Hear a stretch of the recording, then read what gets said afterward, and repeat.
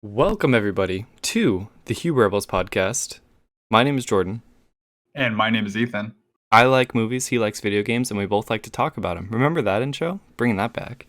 Just so people know a little bit more about what it is that we do and talk about. We're going to talk about a video game today, though. We've been just one. Yeah, I don't plan on talking about others. You might have some info about more, but there's just one game I want to talk about. It's been out. It's been out for a day or a week and 3 days. Yeah. And let's talk about the Ghost of Tsushima today. Maybe not right off the bat. We don't have to, but we'll see. But I think we've both played a decent amount so far, and should have some. Not enough. No, I don't know if there can be enough. No, I don't think there can. I saw somebody on Twitter, one of the people who post news. I don't even know how to describe this group of people I follow on Twitter, but they're whose accounts I check to see if they're dropping anything. And he was like, I think I'm going to play this game forever. Mm-hmm. And that's just a similar sentiment to what I have. When do you want to talk about it? Do you want to get right into it? There's a couple other things I want to touch on before they get buried. Okay. First off, real quick, that's what we call a tease. We were talking, somehow hair came up, and somebody asked, and I was thinking, wait, how long has it been since I cut my hair? And so I mean, do you know the date? I went to my credit card or whatever and looked up the last time I paid for a haircut. And at the end of this week, it will officially be 6 months. Oh my God, that's crazy. Yeah. Which is... So January? February 1st. February, okay. Yeah, because we're almost at 8-1. 2 plus 6 is 8. I mean, yeah, I see that now. I know, I'm just kidding. But I'm planning to go for the year. You know what's crazy, though, is your hair doesn't really look that long. I've been able to, It's definitely long for you, but when you see people who have hair down their backs or... Well, first of all, here's something I don't know. Do girls... Do women's hair, does it grow longer than men?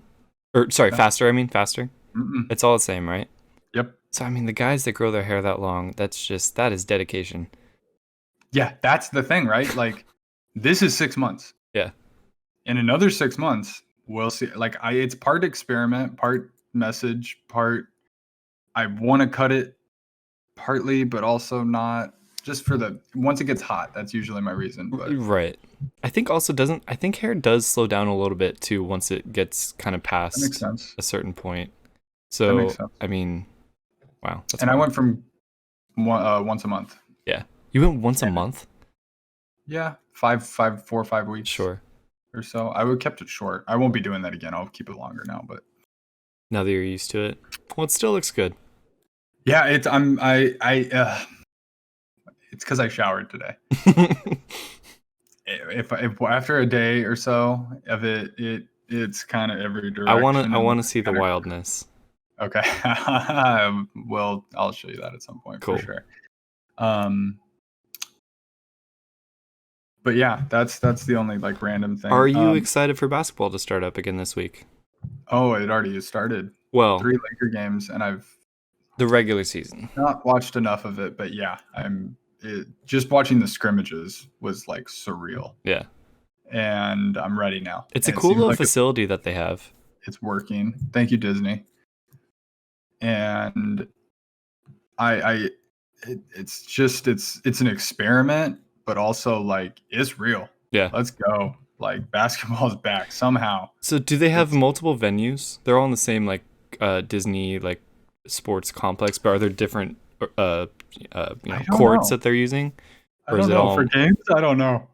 I'm sure they have different places to practice, but so the picture, I had seen a picture from the practice, and it was just in a ballroom, and it was just court. Did you see that picture? No, but that's on. I can picture that. It's trippy. I'll see if I can find it. I'll send it to you. And then I think what they did was they put up curtains, just floor to ceiling black curtains to divide each area.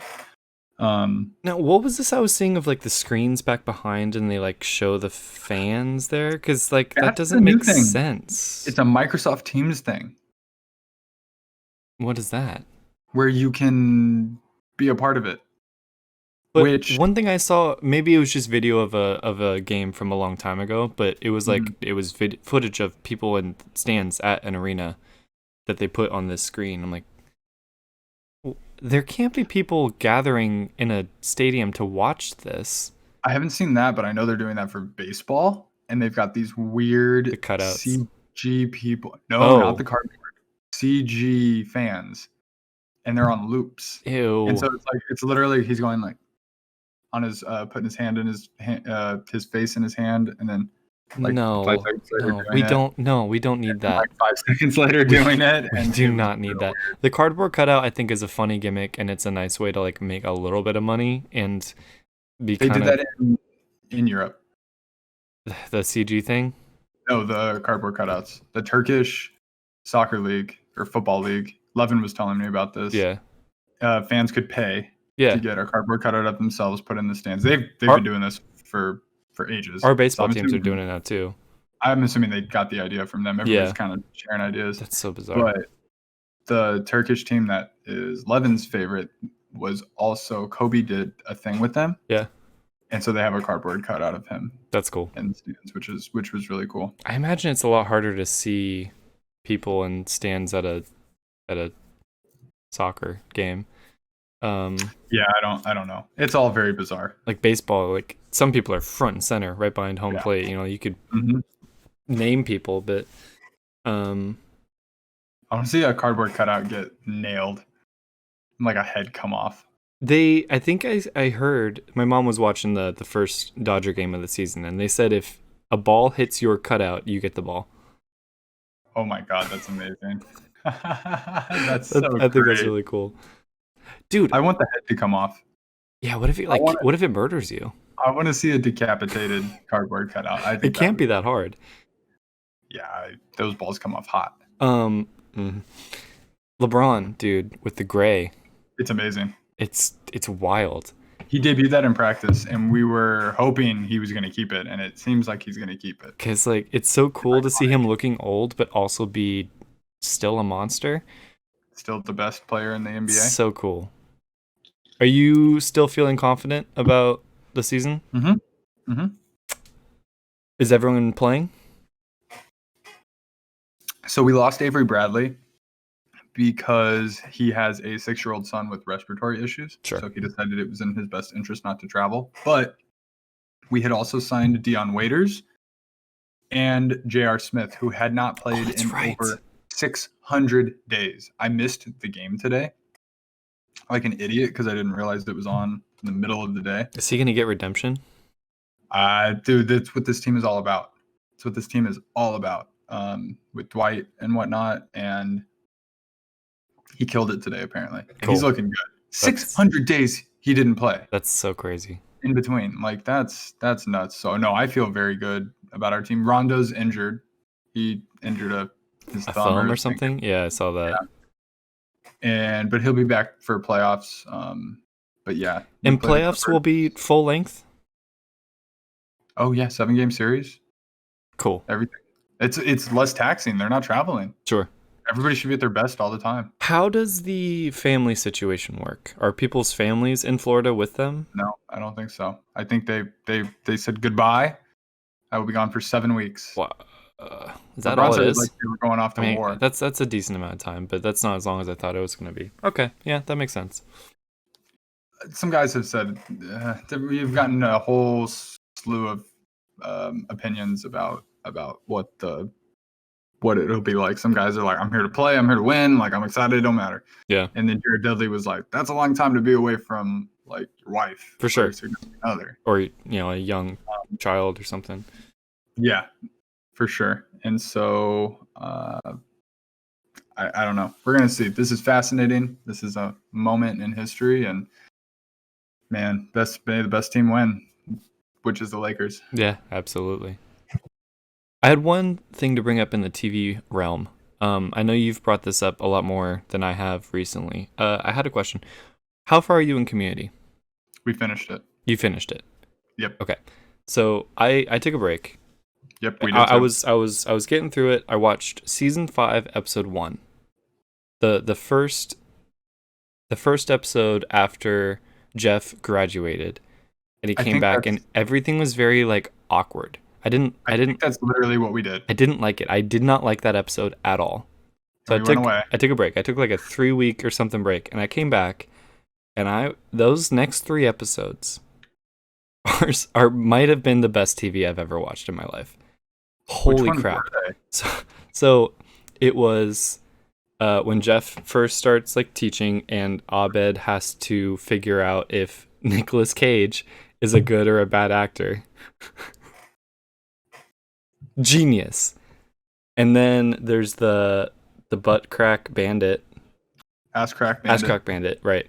I heard someone tell me that they did not like that episode. I loved it. I thought it was hilarious, and just even though it's goofy, it's just this show is so clever and well written.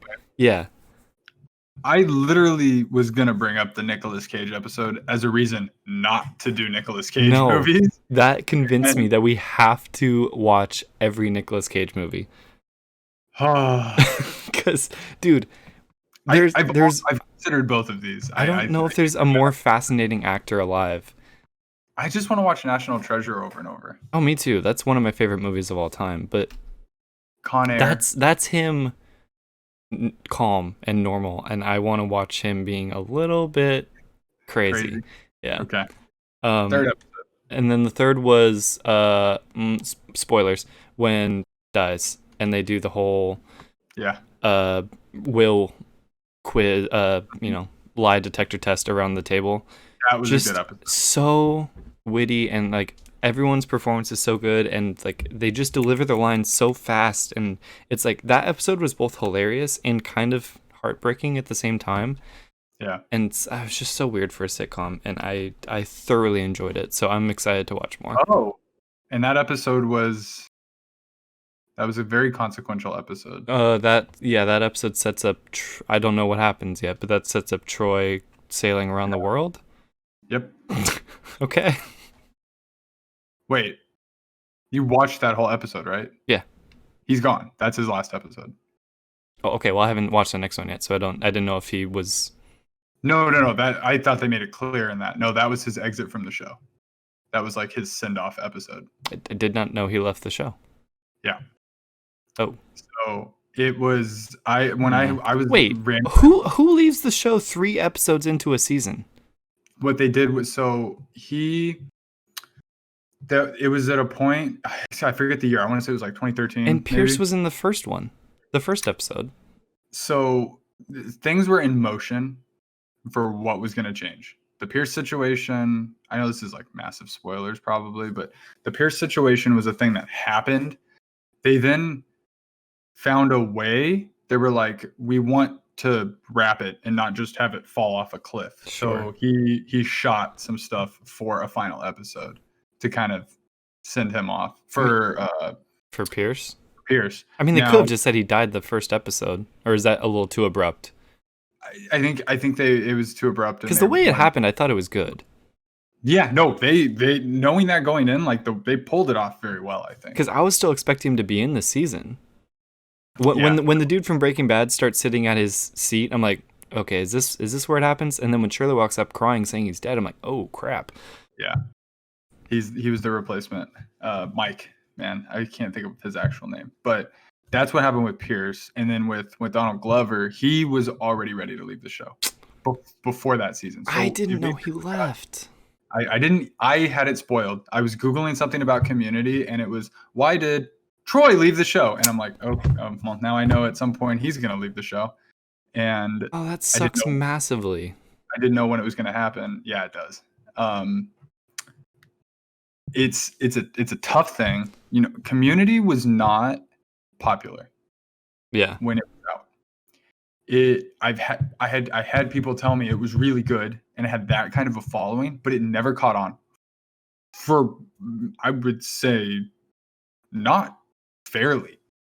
Easily probably the best show they had on NBC. Yeah. People want to watch crap. I'm not even going to pull the punches here. Most of the TV that's on is crap. I agree. This show is genius. Yeah. And deserved way more. What these actors were doing, the stories that were being told, the creativity, everything. It deserved way more. But what happened was he kind of outgrew the show, is what ended up happening. And it was a point in Donald Glover's life and career that he felt he had to move on. How famous was he when it started? Not at all. Did he become Childish Gambino like after the start of Community? During the show. Wow. Yeah, he's an interesting guy. You know, he does. You know, we now know he does like everything. Right. He was terrified to step away, but I think he was like compelled to. He felt like this thing. Turns out he was literally working on Because of the Internet, that Childish Gambino album. Yeah. Like right around this time, he leaves because I think season 5 is the fall of 2013. No. It's either fall of 2012 or 2013. I can't believe it was that long ago. Yeah, the album came out in 2013. I saw him in concert early 2014. Never having watched Community. Wow. Only having listened to Childish Gambino and like the Chance, and then like Chance the Rapper through that. And went to see him in San Diego. And like, so to go back and watch the show and like watch his progression through the show, and then as he leaves be like, oh damn, he literally left, and then like I saw him in concert. Like that timeline wasn't something I was aware of. Season 5 aired like very beginning of 2014, so you have to imagine they were filming that so early mid 2013. I saw him in like March 2014. Wow. So it was early that so year. Right when people were upset that he wasn't on the show, you're watching him perform on stage. Yeah, it was putting that together, and it's like, look, like this is why he did that. It sucks, like straight up. Like, okay, so real question. I'm gonna finish it, but does the show drop off a lot after this, or does it still hold up? He left, right? Like he got on the boat. No, that's what I'm saying. Right? I didn't see that. All I saw him say was agreeing to do the thing. Does he have one more? Okay. I think there's one more. Okay. I think there's one more. Sorry about I got it. That's fine. That's fine. I think there's one more. I would say season 5 drops off. Yeah. Partially just because of his absence. You know, it's hard him not being there. Well, plus like Abed is great. Both Troy and Abed are great alone, but the two of them together is such a like character itself. Yep. So season 6, great. Okay. The last. Which is didn't they get the show get rescued, like picked up by Hulu or Amazon or something? 5, 6, I think. Those last two. I don't know actually, because there's no gap in time. Because there's 13 episodes in each of those seasons, which is significantly less. So that's why I want to say it's those two. That's a very streaming show quantity of episodes. And it's great, but definitely watch it. Definitely finish it all the way through. I think that's funny. You took a break because we also took a longer break. I think though. Yeah. A Boy Meets World break, actually. That's right. Yeah, the entire time it took you to watch that show, I think. Yeah. And we're on Girl Meets World, and oh wow, I know you watched one episode. I'd say at least watch the first season. Is that show still going? No, it only did 3 seasons. Okay. It's not the best, but it's heartwarming. It grows on you a little. And there's some stuff that you see and they do that as a Boy Meets World fan is worth it for you to watch the first season. I feel the same way about Fuller House. Like, I think it's bad, but it still kind of makes me happy to see the same people again. And I want to keep watching just for when those cameos happen or like references and stuff. So, yeah, I get you. I would also say it's not bad. Yeah, no, it just Fuller House. It makes me feel awkward. Good things about that. I would put this a little bit above that.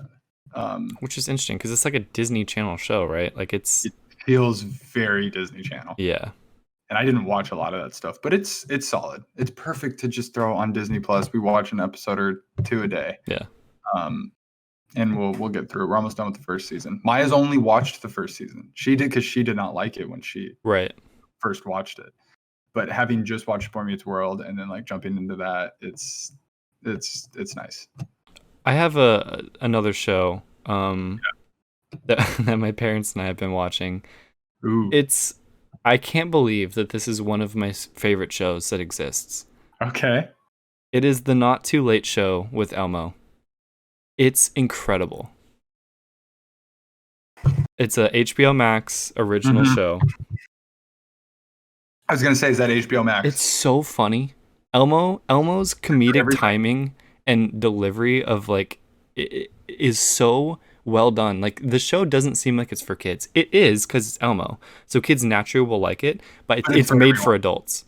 Oh, okay, 100%. Not that it's like it's not inappropriate humor or anything, but it's just like kids won't laugh at the same thing that the adults are laughing at. My dad literally cry laughing at some of the things that Elmo and Cookie Monster and sometimes Grover will say in this show. It's so good. Dude, that title card alone of Elmo in a suit is money. Like, it's so adorable and like, oh god, you gotta try it. Huh? Oh, we'll definitely watch that. Yeah. I just added it to my list. John Oliver's on one of the first few episodes, I think. Game over. Game over. By the way, super weird seeing him just stroll back into Community. And everyone's like, where have you been? I was taking care of my sick mother. It's like, okay, cool. Yeah. I love that. I love that they do that. Yeah. It was shocking to see him on it when it started. Right. The number of people that touched that show, it's shocking. Mike from Breaking Bad, are you kidding me? And I think this was like right before it was at that time. Call Saul. Okay. Like right before Better Call, because that Better Call Saul is 2015. Right. And right after Breaking Bad ended. It's in that gap. Crazy. So have you watched Better Call Saul? No. I really want to. One of those things where I just heard too many people saying it sucked that I was like, well, then I'm not going to waste time to watch it. But now that all the annoying first batch of it sucks because I like to say stuff sucks, people are gone, you hear all the correct feedback of, oh no, it's a really solid show. I keep hearing how fantastic it is. Because that noise has gone away. Yeah. Do you remember when everybody was saying The Last of Us is the worst and all that criticism? Part 2? Yeah. And it was the best-selling game in June, and popular things that are connected, or things that are connected to popular things, tend to get that a lot. Well, I mean, yeah, the more eyes you're gonna get on something or hands-on, like obviously the more reviews you're gonna have, and the more opportunity you'll have for people to say that it's bad. I don't know why things that are inherently popular, people just feel like they have to say it's bad just because. It's like you'll never find something that is 100% undeniably everyone agrees is good. Very, very, very, very rarely. Yeah. Like Endgame.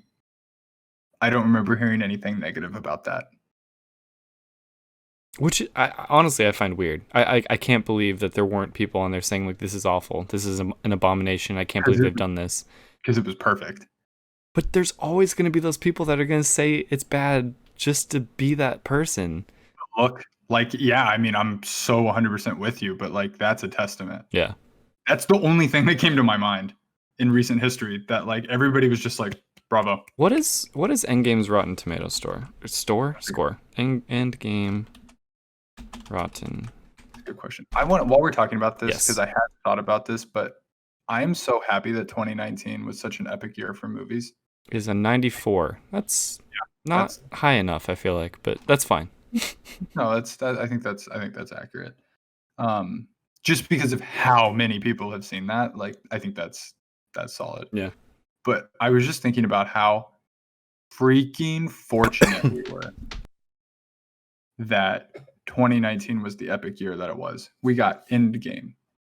We got Star Wars. We got Toy Story. I'm just going to start with those 3. Yeah. And we were able to see them in a theater. Right. Those are the ones we saw coming. And then there were other like shocker or like was Peanut Butter Falcon last year? Yeah. Yeah, but like that's something that like just kind of popped up. Like you didn't see that on your radar. Yeah, last year was amazing.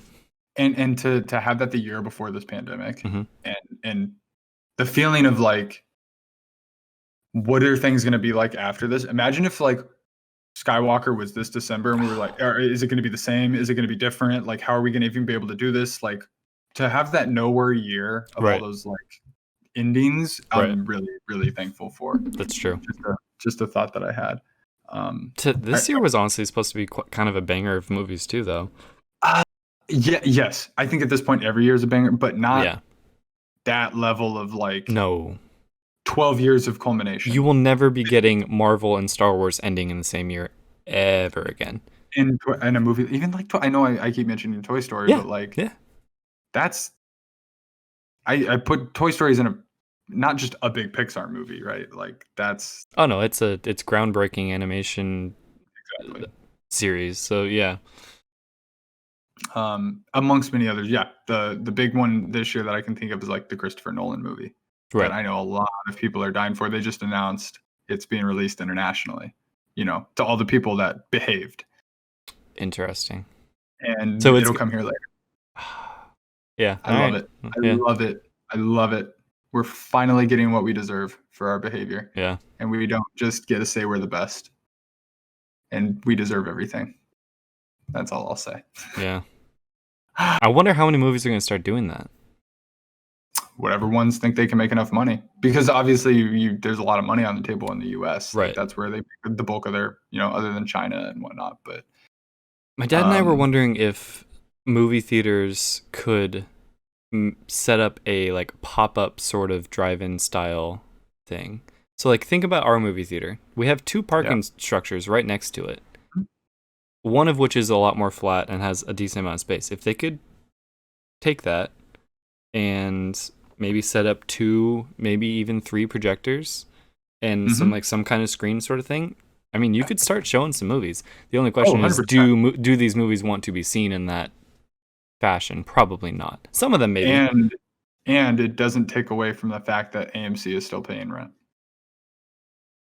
Well, I mean, that would be one way to pay for it. How many theaters do they have? Oh, a ton. And that's like 1 or 2. It's just I don't think they can, and no concessions, which is where they make most of their money. Yeah, you're right. I'm with you. Drive-in theaters are popping up and becoming more popular. Yeah. Like 100%. No, you're totally right. In theory, that could work, but in terms of like protecting them or helping their bottom line. But think about the thing that sucks too is you can only do it at night. So and especially during the summer, it starts a lot later. I mean, even right now, I don't think we could watch a movie. So it's already 8:00. So you're limited to a movie a night instead of movies all day long. Yeah. Granted, people don't go to movies all day long, but like, and 3 big movies come out and you can show one of them. It just sucks. It sucks a lot. How about build a? So we have the parking lot, and you build a giant tent. I mean, no, but now you're all in shared air, and the but you're in your car though, with the windows down. Like, I don't know how safe that is actually, and if it was a giant tent, but it's just to cut the light out. I wonder. Yeah. What if we put sunglasses on the sun? That's a new type of sunglass. Can we do that? I mean, they do that in those kids shows. Yeah, exactly. But the rest of the sun is usually still visible. Yeah, I guess that's out. Yeah, I don't know. I got nothing. What if we build a Dyson sphere around the sun? What is a Dyson sphere? A megastructure, a theoretical megastructure. Is it by the people that make the vacuums? Yes. They'll probably be the people that end Wait, is it? It's not really, right? Not even close. Pretty sure that's the name of a... This sort of looks terrifying. I don't know if I like this. Horrific. It's future human civilizations that can build a building around a sun. Oh, I don't like it. It's how we could harness energy in the far future. Wow. If we had a mega civilization, right? We're just popping, hey, you want to go over to the Andromeda Galaxy? This one looks like a bunch of puzzle pieces. Podcast from the Andromeda Galaxy to those blip blorbs. Blip blorbs. Yeah. Is that what Pierce believed in? Oh God, yeah, that was pretty funny. We watched one other thing. Mm-hmm. We finally finished The Last Dance. Nice. And Maya got hooked. I was like, can we watch one episode? And she was all in after one episode. Cool. To the point where I started her on episode 4 because I had already watched the first 3 and I was like, I don't want to start over. Like, She's like, that's fine, just keep going. And 1, 2, and 3 were really retrospective. Yeah. 4 was a good kind of point to start. So we watched 4 through 10, and then she was so into it, we went back and watched 1 through 3. Cool. Is it coming to Netflix soon? It is on Netflix. It is now. Okay, I will watch it then. On Netflix. Definitely, I highly recommend it. And is it the unedited, like the uncensored version?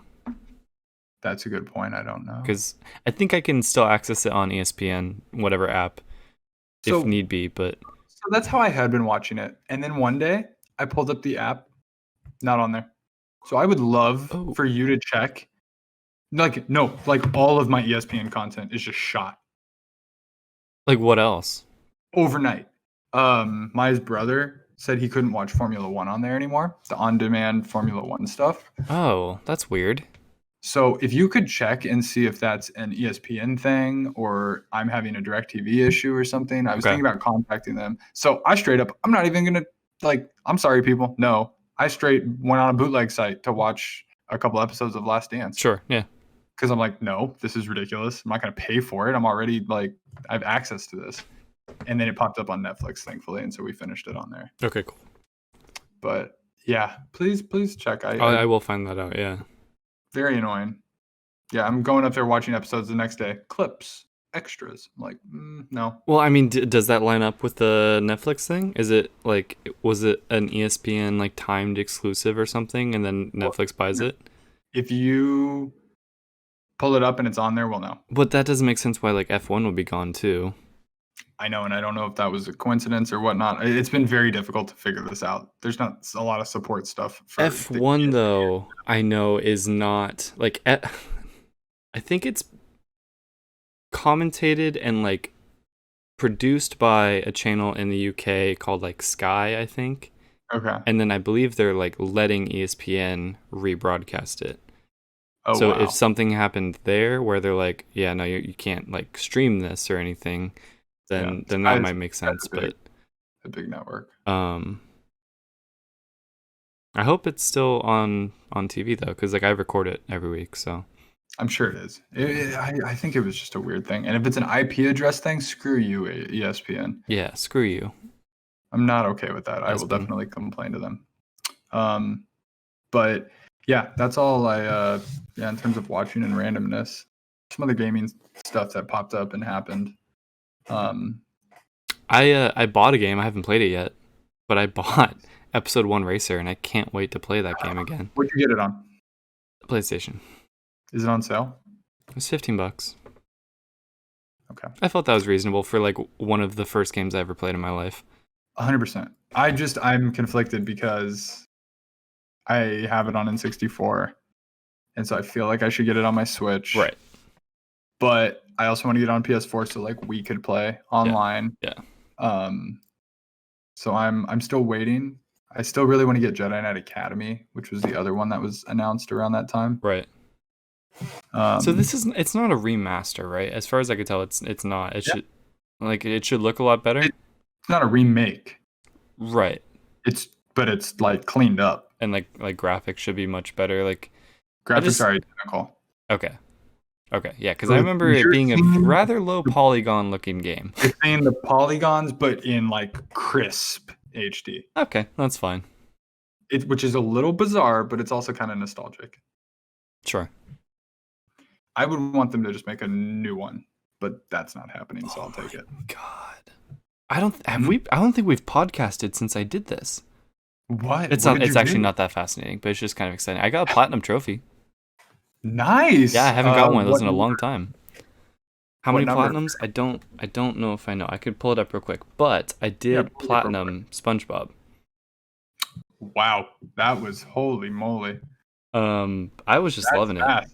it. That's awesome. How many plats do I have? I have 2. Oh my god. Burnout? Or did we never get that one? Nope, I never did platinum Burnout. I think it's Sly Cooper 1, which I'm not even going to count because you basically get a platinum for that trophy for beating the game. You get a trophy for every level you beat. Sly Cooper 2. That's my only... Oh my... That's upsetting. We need to buy an eye and get the Burnout platinum. Period. I want that. Should be a part of the trophy list. It should be. I agree. I really wish I had space on my phone. Why doesn't What Remains of Edith Finch have a platinum trophy? It does. It doesn't. It has a gold trophy for doing everything. No, wait. Yeah, you have to hit certain requirements. No, actually, I might be wrong. This is only showing me the trophies I have. Okay. I'm pretty sure it has a platinum. Oh, I'm so close then. I should go back and get that. It's like going back through the levels and it's like do this on this part and do this on this part and do this, and this. It's totally. I thought about going back and doing it. Burnout Paradise would be a pretty fun game for you and I to stream and try and get that platinum trophy finally. I don't want to get it. Well, I mean, I'd be down to get it again on the PS4 one, but didn't you? Oh, you want the PS3 version? I'm missing one trophy. Is it still there? What do you mean? All the info should still be there, right? What do you mean the info? Like the data, like they should still be tracking, like know that we have all those trophies. I mean, I have my data, I have everything. I just got to fire my PS3 up and I'm pretty sure the only trophy I'm missing is the use a PlayStation Eye thing. Yep. Nope, you're right. I just went to the bottom and here's Burnout Paradise PS3. I'm at 96%. Yeah, dude, we need to get that platinum. Like I've never forgotten about that. Yep. Let me look on Amazon and see. We can donate on Patreon so we can get a PlayStation Eye. Well, do we need that? Will a webcam not work? I don't think. Screw it. I'll buy one. I don't care. Yeah, we're doing this. That's what I'm saying, right? We gotta finally do it. It's not available on Amazon. That's not a great sign. Send a mugshot or a smug shot. Yep. That's the one. And it's a stupid bronze trophy. Yep. Screw you. Requires a USB camera to be connected. That should not be one of the baseline trophies. It's really weird to see these forums and it says 12 years ago. Yeah, USB webcam. Do you have a USB webcam? Yeah. Okay, we got to do that. Cool. Unfortunately, you do not because of the world. But yeah, but I can. I'll drop it off too. Well, I can borrow yours, cough all over it, and then give it back. Oh, good. I was hoping you would say that. Portal 2, I'm at 50%. Yeah, that would be a fun one. Sidestepping. I bought a game too. What'd you get? For $2.24. Nice. I got Far Cry 3 Blood Dragon for PC on the Epic Games Store. Now I have it on PS3, but the PS3 is not getting hooked up. It's not getting used. Is that the one I played a little bit, or did I play 4? I think I played 4. What's the one with the villain who wears the pink? 4. Okay. So there's Far Cry 3. That was one of the first games I played on my PC when I built my PC. Yeah. And turns out to this day that was the best way to play that game. They then released a DLC for it called Blood Dragon, which is like neon 80s craziness. And it's not that long. And I've always wanted to play it, and I've never played it. And so I got it for $2. I'm going to fire it up on my PC, the same PC that I played the original Far Cry 3 on. I've got it here, and I'm going to beat it. Cool. That's exciting. And how long is it? Probably like 4 hours. Is it $2.24 worth of a game, or? Oh, 100%. Like, did you get kind of a steal? It's $15 worth of a game. Cool. And so the only reason I wouldn't get it is because I already have it on PS3, but I didn't want to play it on PS3.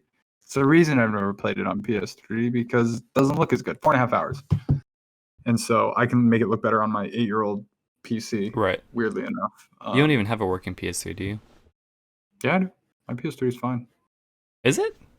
Yeah. It's not backwards compatible. That's the problem. Right. Yeah. So we'll see what happens. I'm trying to remember right now. Yeah, my PS3, my new version should be fine for doing Burnout. As long as it's signed in, right? As long as it's signed into my account and I'm playing Burnout, then I should be fine. Yes, sir. Okay. I'm very excited about this. That's why I just want to get a PS2. Depending, unless they, mic drop and announce PS2 hardware compat on PS5. God, I hope so. Which would be crazy. But speaking of PS5, something leaked. Not familiar. and it's potentially huge news. Okay. The side panels of the PS5 Oh. might detach and be swappable. Yeah, let's go. Which would solve the solution of 8 cool limited edition consoles, and I'm not gonna own 8 consoles.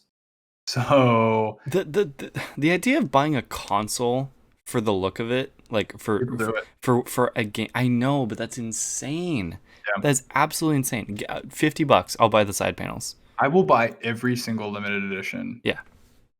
Panels. Well, no, I don't. True. Yeah. I For will how buy the God much? of War For how one. much? I will buy the Ghost of Tsushima 2 one. It doesn't matter.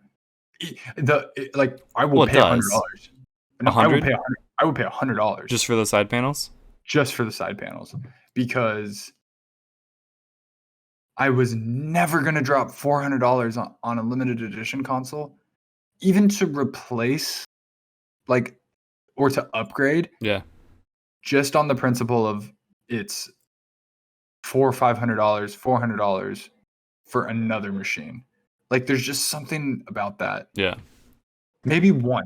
I was thinking this gen, I was like, I'll buy one special edition, and that'll be the secondary PS5 or something like that. This is so much better.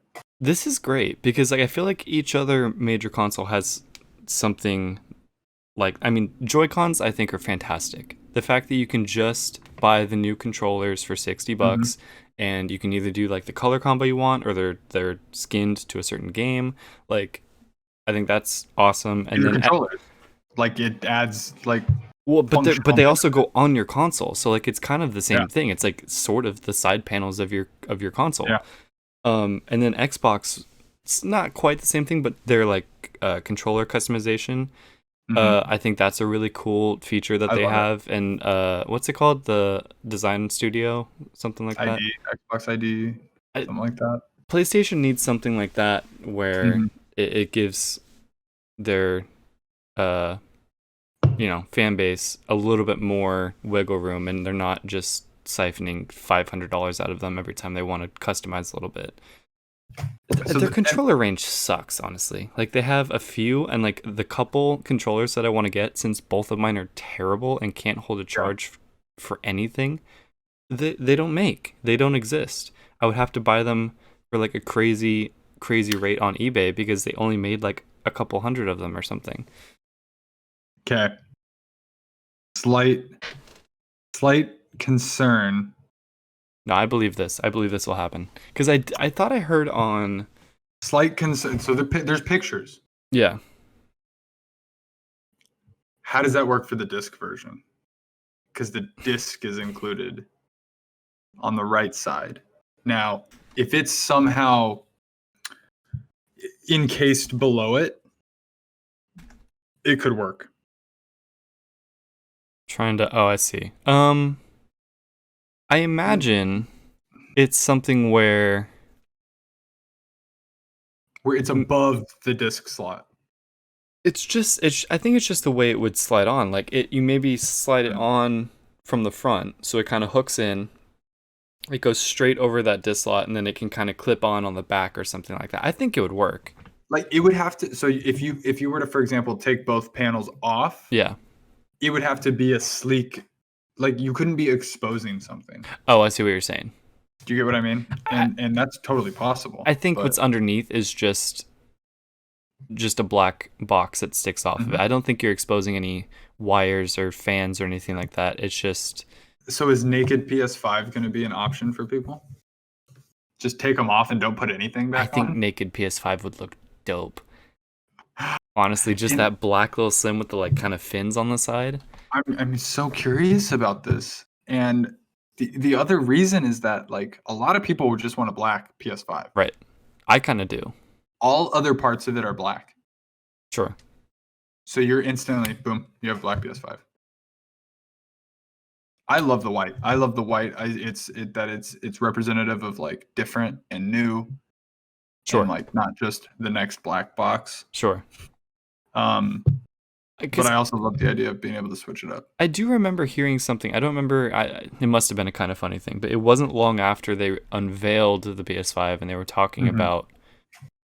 I don't remember where I heard it, but they were talking about customization options, almost like it was something like you would order it customized a certain way, which that seems a little bit too good to be true. Like every feature of it. Do you think the lights will be customizable? Editable? I think so. Because what LEDs are blue only? Right. Specific hue of blue only. Especially since RGB is like such a massive thing in the tech world now. And the only reason I would say they lock it is so you can't make it green. But who cares? At the end of the day, I hope.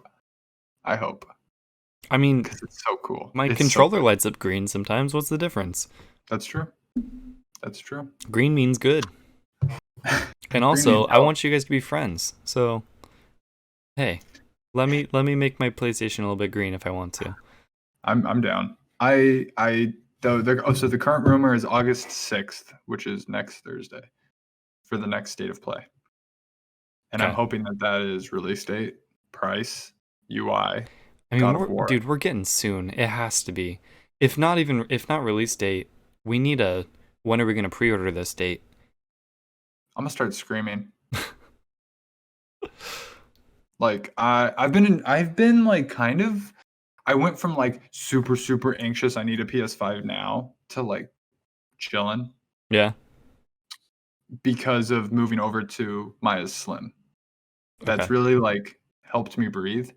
Your loud PS5 or PS4 was kind of making you a little bit anxious to. I didn't want to play video games. Is part of you scared for its life, or was it just it wasn't fun kind of thing? Both. Yeah, 100% both. Yeah. It was the can I push it? Right. And also like, dude, it was just I didn't want to turn it on. There's been times when I've been playing Ghost on my PS4 and I like take my headphone off and I hear it, I'm like, oh god, are you okay? Like, are you gonna live? Like, I just realized it doesn't make a noise.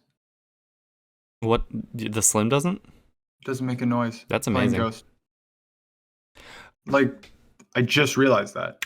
Warzone is even more taxing than Ghost, I'm pretty sure. Yeah. But it's definitely even any game just makes that thing scream. God of War is apparently the loudest. Oh god. Isn't that insane? I look forward to playing God of War in 4K 60 on a silent machine. Yeah. I think it's so crazy that ones and zeros can make that thing be louder or quieter. Like, yeah. Oh, too many ones and zeros. I'm hot now. I need the fan louder. Like, that's so weird to me. And that's what was I thought was so cool about Cerny's talk about how they've engineered it to where like now you have to design your games to where the fan will never be on. You'll never hear the fan. I'm so happy. You can still get maximum graphics, but you're always going to be at the right power level. Will it scale it for what it needs, or is it just always just cranked and ready for whatever? It scales. Cool. But it never goes to a point where it's loud. Yeah. Like just based on the base design, and I don't know enough about to speak specifics, but if you want to know more, listen to Mark Cerny's GDC talk. Okay. Talking about the PS5. Yeah, he breaks all that down. Is that after his presentation for the PS5 for Sony? Was that after his PS5 presentation? No, that's the one I'm talking about. That was a GDC thing? Mm-hmm. Oh. I watched that. Yeah, that was the first PS5 thing. Right. That we were all like, oh my god. Huh? Right. Heck. I mean, I loved it, but that's what a lot of other people. So funny. I keep talking to people at work and like they say or just all over the place. People are asking me, they're like, so are you going to get this thing at launch? Both the PS5 and the Xbox. I'm like, absolutely. They're like, I don't know, I'm going to wait a couple of years, let them work all the bugs out. And one person told me like he's had terrible luck with every launch console he's ever gotten. Yeah. I have not. I mean, warranties also cover that. Right. But I'm sorry. I'm going to get my PS5 and immediately put bugs into it. I'm going to fill it with bug snacks. Wait, no, what? Is that going to be on PS5? Uh-huh. Oh, that is a PS5 game. That was during yeah. that presentation, not Xbox. It's 4 and 5. Why do I associate that game so much more with Xbox? Oh, it's not even going to be on Xbox. It's That not? is a PlayStation game, That's baby. an exclusive? Yeah. Oh, that's weird. That seems like such an Xbox game to me. Dude, that's Yeah. PlayStation. Oh yeah, baby. fill it with all the bugs. I'm so excited for Bug Snacks. Like, that's not even a joke. It went from a joke to, like, I really want to play this game. Yeah, we'll see. Yeah, I'm funky ideas they're working with. I've watched a few. I watched an interview. Beyond Podcast Beyond did an interview with the developers, and I mean, it sounds like it's gonna be a lot of fun. Yeah, I'm excited for it. So, just a couple other things I wanted to point out. Did you see what the next month's PlayStation Plus games are gonna be? No. So they announced today Modern Warfare 2 campaign remastered. Okay.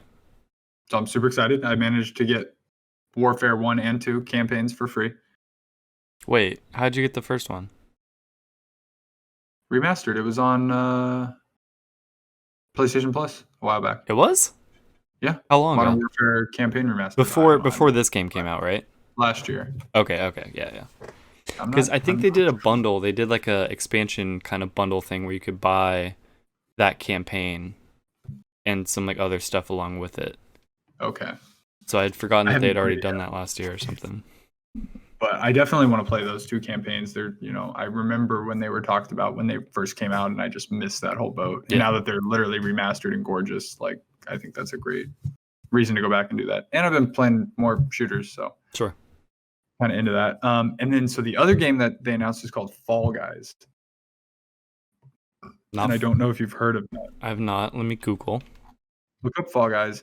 I have a proposition that for our first this looks cute. Wiener Wednesday stream, yeah, that we play Fall Guys. I'm gonna look up. Should I look up gameplay or just images? Yeah, look up some gameplay. I'm looking up a trailer too. Because Maya and I could play here. Yeah, and we could do like an online thing. I like the idea of playing more of the free games too. Yeah, I thought that'd be a nice 2-in-1. I mean, it's awesome. It's obviously a great deal when they give you like a full $60 like multiple hour game for free. But it's like I don't know if I have time to play that. But when they give you these kind of games that you can just kind of hop in, hop out of, that's a lot more fun. We could definitely like experience more things this way. So yeah, I'm super down. Cool. And I'll say right now, Overcooked All You Can Eat Edition was announced for PS5. We will both be getting that, and we will be playing that.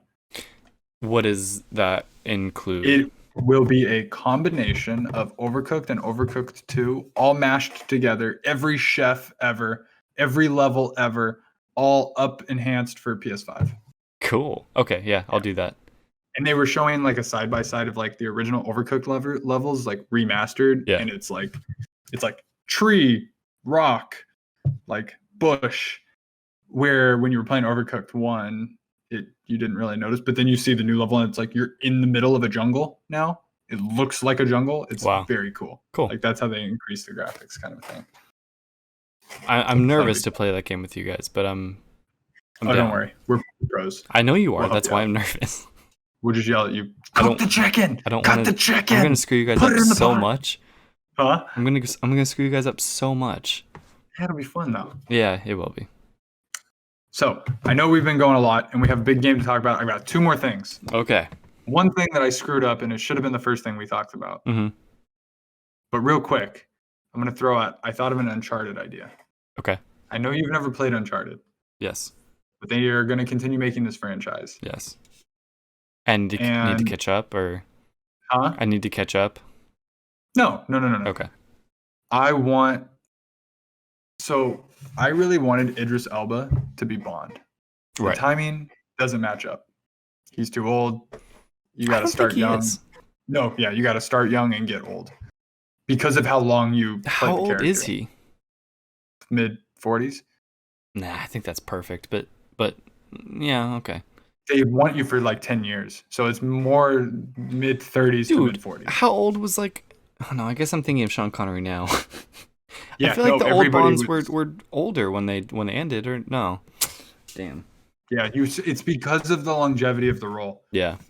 He's the right age to if he had been Craig instead of Craig. That sucks. Yeah. Yeah, it's a shame. So I was thinking, I was like, I want Idris Elba to star in an Uncharted game. Somehow, some way. That'd be cool. I don't know how, but I want that to happen. Just a random thought. I don't know how the stories have gone. So, like, I don't know who's still in the franchise and who isn't, but, like, are they gonna start introducing new characters, like, for new games? So they've broken off with Lost Legacy, the DLC, moved away. They wrapped up Nate's story. Naughty Dog is done, right? With Uncharted, yeah. Okay. There's the rumor that there's a new San Diego studio making Uncharted. Okay. Which I think is a great idea because those games are just too great. Like, as long as they can keep coming up with new compelling stories, then. And you're okay with that, with Naughty Dog wrapping that chunk of it and keep going? Yes. Okay, cool. Yes. Wrap up Last of Us. The rumor for Naughty Dog is they're working on a sci-fi RPG. Right. Yeah, that sounds awesome. Which I assume we'll see probably 2 years from now. There's rumors that God of War is getting teased at the next State of Play. I think that's a long shot. I think you keep that in the holster and save it. You don't need it now until after Horizon comes out early next year. Yeah, I don't think you need that at all. That you just win at that point. Right, you don't even need it. Right. They could announce Last of Us 3. They should probably do that this year. Just announce Last of Us 4. At this point, I've been thinking about that lately. Like, with all these announcements, when are people going to be like, so we're coming out with this part 5 and 6 and 7? Just like, wait, hold on, what? It's a lot. Final Fantasy VII Remake Part 2 is in full production. God, that's a game I'll play on PS5. I love it. I'm just waiting for PS5 to make everything run beautiful. And they announced Miles Morales will be 4K 60. Cool. Or will have a 4K 60 option. Okay. Which everybody was like, that's not possible. And there's something that popped out where they said Far Cry 6 will be only 4K Ultra HD on Xbox One X and Series X. And everybody's like, see, PS5 sucks. And I should have posted some stuff because I 100% knew what they were saying. And it has to do with how Xbox is doing their branding. The only thing that meant is that you cannot play Far Cry 6 in 4K Ultra HD on the Xbox One S. Right. That's all that meant. And they've managed to twist the marketing to make people think that that's special. And it's like, and then they eventually came out. They're like, oh no, it'll be 4K. It'll be 4K on the PS5. I don't think so. Suck it. But yeah, it's just a mess. I don't know. Getting away from all that, the last thing I wanted to mention. Yes. The L is real. The L is real. 2401. I am so lost. This sentence has existed since 1996. What? In the garden, on the fountain, in Super Mario 64. Oh. The L is real. 2401. Okay. On a blurry plaque on a statue in the fountain. Yeah. In the 90s, rumors run rampant. Luigi's in the game. You would hear on the playground. This is what you do to unlock Luigi in the game. He's not in the game. Nothing, right? He's not in the game. It's been confirmed. He's not in the game. Until there was a massive, massive leak from Nintendo. This has happened multiple times recently, and it has to be coronavirus related. Maybe they opened their system up or something. There have been a ton of Nintendo leaks of old stuff. Now, he was not on the cartridge, right? He's not hidden on the game cartridge. He's not on my cartridge. Hold on. First of all, how can you even read this plaque? They decoded it. Yeah, it's insane. People zoomed in and they figured it out. Uh-huh. So people were convinced. But through this leak, there are assets there are actual real Nintendo created assets with an L hat and a mustache and all kinds of stuff. For that game? For that game. Okay. And so people have put the stuff together, and it's all real stuff. So while it's not on the final cartridge that shipped, these are Nintendo created assets. There were plans to put him in the game. It got scrapped. It would have had to be on release, right? Like, it's not like they could patch that in later. No. So that's why it was scrapped. But real assets. But they were still there. Were created. And they were in Nintendo's files. And that stuff leaked. And so people have now created Luigi in Mario 64. That's so cool. 24 years and 1 month to the day it released in Japan. The L is real. 2401. Why? It's insane. Why? This is like a bright spot in 2020. That doesn't make sense. It's ridiculous. What does that mean? Was that a planned leak 24 years in the making? One of the greatest coincidences of all time. There's no way. No, there's literally no way. One of the greatest. I saw this the other day and I was just like, this just makes me happy. This just makes me like no reason not to be happy. That's amazing. Positive and heartfelt and incredible. And this never should have happened. And the fact that those assets exist and now people can put it together and put Luigi in the game, it's incredible. So I missed this part. Were those assets in the cartridge, or they found these assets in their database somewhere? Yep. Threw it in a database somewhere. And were able to put it into their game? Huh? And they were able to like put that into their game on a modders, very talented like people put that together. I can't believe you can mod a cartridge game.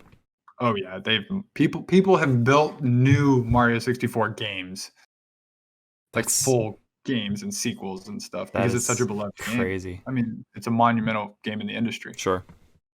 And I had to bring that up because it's just so insane. Were there any extra like levels or anything, or is it just But you can play as Luigi. Now you can, like, if you download a mod from people. Yeah. It's not going to be easy. This is not like Nintendo built Luigi with all his own physics and stuff. But it's out there. You can watch video of it. Him, but he's taller and like I don't think people just like did it by hand. Like all that stuff was in there, the data. That's so cool. It's awesome. I love it. I hope they put it in the remaster that's rumored to be coming out. I would like to know what that plaque meant originally. Why was it there?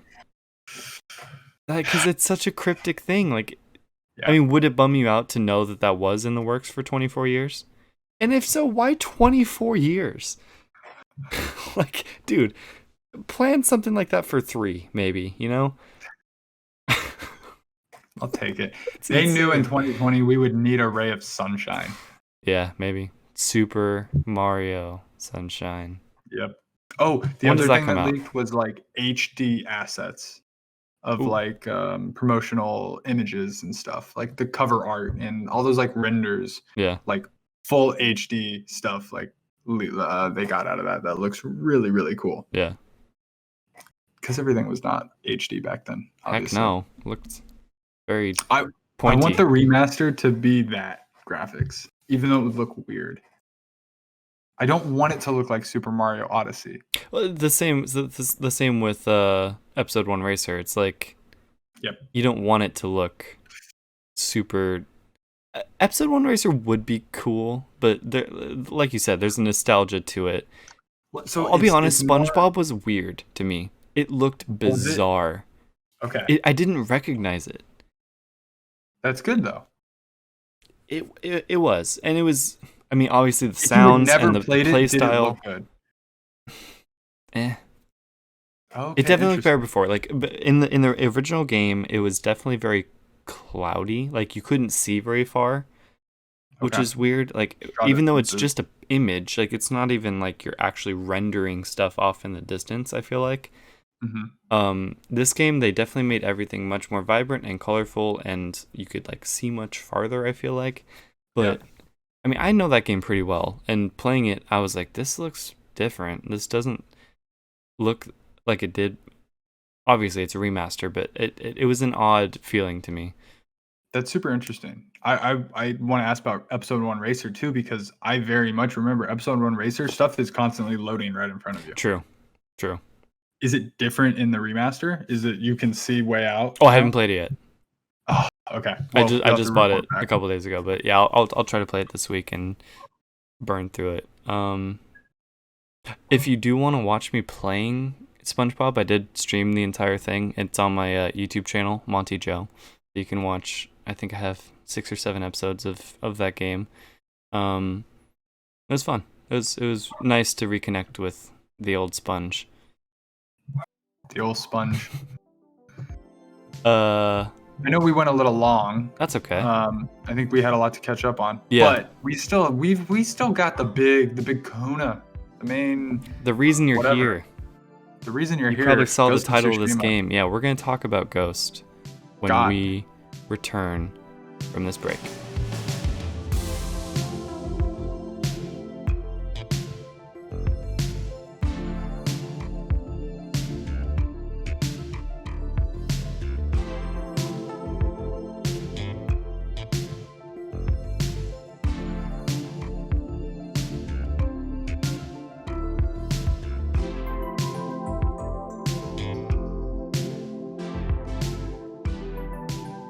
Welcome back.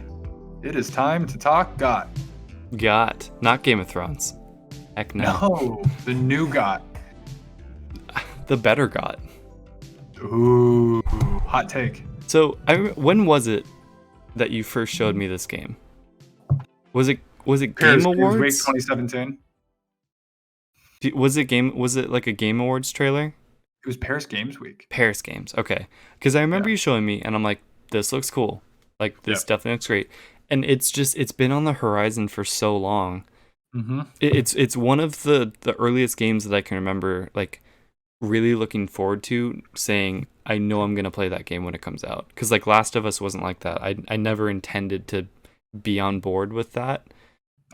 This was one I'm like, I feel like I'm definitely going to play that day one. And I did. Like, I played this game the day it came out, and that made me really happy. I'm so sorry. I don't mean to rub that in because you didn't. No, it's okay. Oh, we can talk about how Best Buy screwed me over and how I'll never schedule a game for delivery ever again in my entire life. Wait, Best Buy screwed you over? Yep. Oh, it was delivery from Best Buy. I thought it was Amazon. Yep. Nope, I would never do Amazon because I've heard the horror stories. Oh.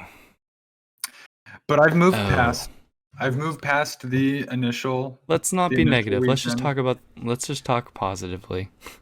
I do real quick. I got the game and I played it and I've been playing it and I'll play it forever and I'll never stop playing it and that's all that matters. Yeah. But real quick, I want to talk Sucker Punch, the studio that made Ghost of Tsushima. So I'm upset that you said the words first, because the first thing I was gonna let you say your first things about the game.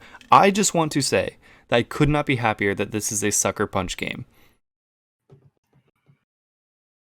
I don't want to be too bold off the top, but like it's very possible that my 2 favorite games of all time are Sucker Punch. I love them so much. I'm really, really happy for them because they've had a few. They're not unknown by any means. This is definitely their coming out party. They're not a Naughty Dog though. Not yet. Not quite. Yeah. Yeah, 100%. That's a really good comparison. It's like Naughty Dog just kind of became when the first Uncharted came out, Naughty Dog was a Naughty Dog. Uncharted 2 was kind of what pushed them over that hump. Yeah. And this is probably going to be their Uncharted 2. I can't I want to know what else they can make and if they're going to make more of these, and I just I'm so in on this studio. I love it. But if we roll back the timeline. Yeah. We go back to 1999. What is that? 21 years ago? An entire person that can now drink. Yep. Yeah. 1999. One of my favorite games of all time. Rocket Robot on Wheels. Right. A game you want to remake. underrated games. I'm gonna make the sequel. I constantly, I don't know if I've probably not updated you. I am constantly adding notes. I have a note thing building of like ideas and things that I want to include in it. And I intend to create the sequel. How could I play that game? In Dreams. Where could I play that game? Okay. Here. And we'll figure that out. Yeah. But then somehow I missed their next franchise. I jumped over to Jak and Daxter. That was my main PS2 platformer series from Naughty Dog. Yeah. You know, I kind of missed the crash. So crazy. My PS1 boat was Insomniac with Spyro, and then Rocket on N64. And then with PS2, I went to Jak and Daxter with Naughty Dog. But you played... Sly Cooper was kind of like... I played games first, but Sly Cooper was my first love in gaming. I remember where I was when I bought it. For some reason, I was at some GameStop or EB Games or something at this like 4-story outdoor mall in downtown San Diego. And we just went in, and my parents were like, let's get you a video game. And I picked up Sly Cooper. And I remember playing that game for the first time. I remember vividly that first level. And I was like, I got hooked. And every time I think about playing that game again, I get giddy, and I can't wait to do it again. I'm so in love with Sly Cooper, and I'm grateful to Sucker Punch for making it. Like, every time I see the Sucker Punch logo, because no one talked about Sly Cooper really. Like, I had a friend at school who loved it, but I never thought it was that popular. So when I see Sucker Punch, I knew it, but I didn't think anyone else knew it. And also at the same time, like when I used to play CTR and I would see the Naughty Dog logo, I'm like, oh, cool. Like, look at this little studio that made CTR. That's so cool. Like, holy crap, that's the same Naughty Dog that has made some of the best games of all time. Yeah, it's crazy. It's crazy how things progress. I love the history of studios, and you can see it. It's one of those things you can literally pick it up, feel it, and see it, how they evolve. How did the same studio make CTR and The Last of Us 2? Exactly. It's insane. It doesn't make sense. It's incredible, and a lot of stuff in between. Right. But yeah, you put those games next to each other, and it's like, what? I hope Sly gets the PS5 treatment of an upgrade. Right. With the 4th game, bring them all over. We really need to get all the Sony franchises singing Kumbaya on the PS5. Yeah. That's really my dream. I mean, it's obvious. It's not this type of game. It's not the like Last of Us, God of War, Ghost of Tsushima type game, but like it's I feel like it's, Ratchet is getting its due. It should get that same sort of love. Jak and Daxter and Sly Cooper deserve the same. Yeah. Those 3 need to be hanging out at a bar together. Yeah. Daxter, Clank, and Cooper. No, he's with Jak and Ratchet. Wait, what? Oh, okay. Well, he doesn't have just one guy. He has Bentley and Turtle Man. No, Bentley's the turtle. Hippo Man. God, what is his name? But I'm upset with myself. I'm thinking Daxter, Clank, and them hanging out, and then Sly. I googled Sly Cooper pig. Murray. I just had to see his face. I didn't even find the answer, but yeah, Murray. That's funny. But so that was their PlayStation 2 era, and those games are beloved. Now, the PS3 era, I have to be completely honest, I did not play Infamous. I did not play Infamous. I didn't play Infamous 2. I tested them, but I never was into the world. The gritty, random superhero world, are you good or bad with the bald man? It didn't grab me. I remember being in probably 7th grade, and one of my friends brought like a gaming magazine in, and Infamous was the cover. It's a very famous image. And it was gonna be, it was like gonna be one of the biggest games. Like this article was saying, like it was gonna be massive. I'm like, wow. And I kept waiting for that game to come out, and I felt like it took a long time. I missed him too. Like I never played him either, but I tested him. I want to say maybe I played a demo, but I feel like I remember watching you play that game a little bit. So I did play an Infamous game on Right. PS4. I Right. played Infamous Second Son. Okay, yeah. Now, I remember Infamous Second Son was the first showcase for the PS4 that made you go, ooh, this is different. Yeah. This is more. This is what the next gen can look like. And I remember nobody else really had a game like that yet. They were like one of the first, like, this is a next gen game. I still remember talking about it with Viraj at UCSD. And I'm like, you don't talk video games. You're impressed by this. Like, I'm excited. And I didn't end up playing Infamous Second Son until years later. And then one weekend I was like, I'm playing this game. I'm playing this game. I'm beating this game. I'm dedicating time to this game. And I loved it. I loved the it was set in Seattle. That was what attracted me. Right. Now their Sucker Punch is based up in the Northwest. So that makes sense. But it was just super fun. You get all these moves and it's just kind of fun to fly around and be a superhero and do a bunch of cool moves. It didn't move me deeply. I wasn't super into the story and whatnot. It was okay. It was kind of cheesy. Is Infamous the one that Greg loves so much? Of many. I think feel he like really Infamous, and there's one other game that I keep getting confused, but there's one that he just talks so highly about. I think it's Infamous. Probably. I'm gonna see if I can pull up a review of his, but so that Infamous Second Son came out in 2014. 3 years later, Paris Games Week, a trailer pops up, and you see some like the one that always sits with me is the herons, like the cranes, standing around. Yeah, that's the image that always comes to me. And then the field with the flowers and the different tree colors. Oh, and we get the first trailer for Ghost of Tsushima, and I was 100% in from day one. I've wanted a ancient Japan game, or not ancient Japan, but like a traditional Japan game for so long. The fact it's Sucker Punch with their legacy, with their history, I was all in. Yeah. 3 years later, the game comes out. We both play it. Yeah. Which I'm so happy about. This is the first time I feel like we're playing a new game simultaneously. Together. Yeah. I'm happy it's this one, to be honest. Yeah. Because I'm playing it and I'm like thinking about you playing it, and like I'll be honest, like at first I was like, is he liking this? I'm so anxious about like, is he enjoying this? I honestly wasn't expecting to love it. Definitely wasn't expecting to love it. I wasn't sure if I was even gonna like it, because games like this can be very daunting to me. Yep. Open world is scary to me. I'm terrified. I didn't know how I was gonna, and I remember I just told you about The Last of Us. I don't love stealth. Stealth is very taxing on my brain. Like, I'd rather just spam buttons and stuff. Yeah. Love stealth in this game. Maybe it's good you played Last of Us first. True, because I did learn to like it more towards the end.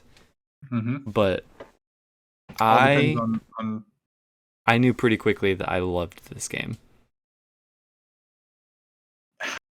I don't even know where to start. So I do want to say, you mentioned that first level of Sly.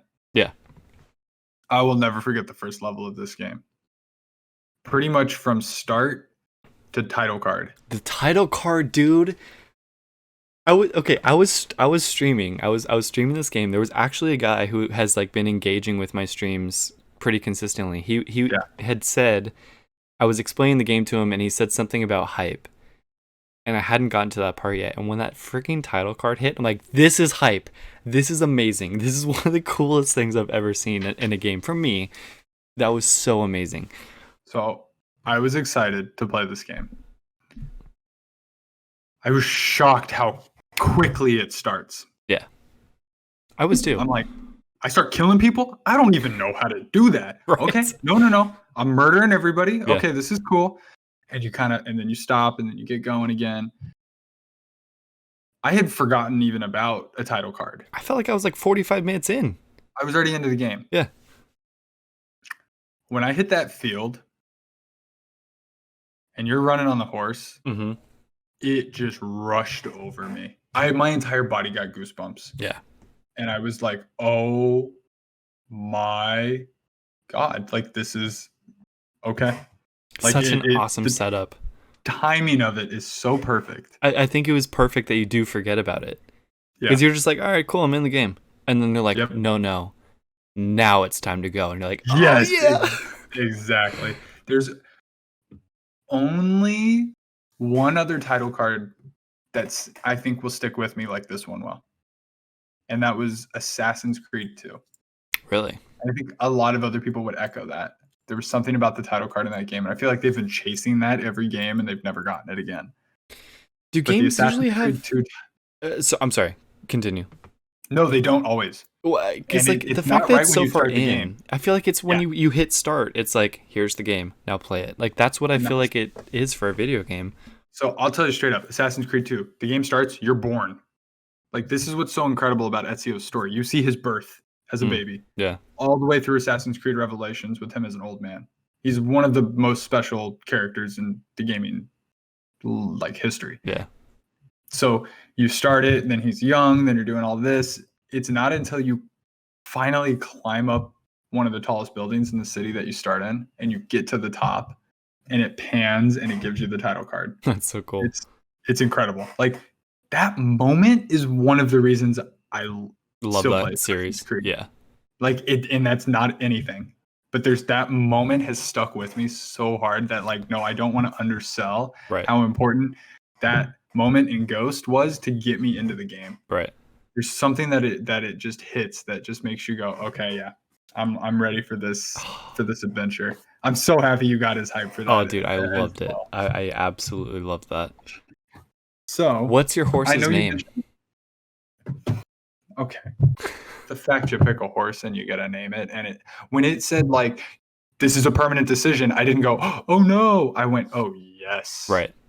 Right. Oh yes. I think I was a little bit. I felt a little weird about the fact that you couldn't rename it, but it's like, why would you? No, because to me, I was like, you're my.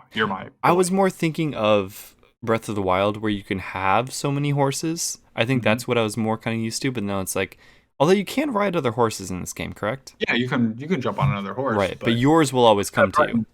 Yeah. The samurai's horse always knows where to be, and I love that they threw that in there to be like, he's always ready. He knows when to run away, but he's always ready. Is that why he's always literally right behind me?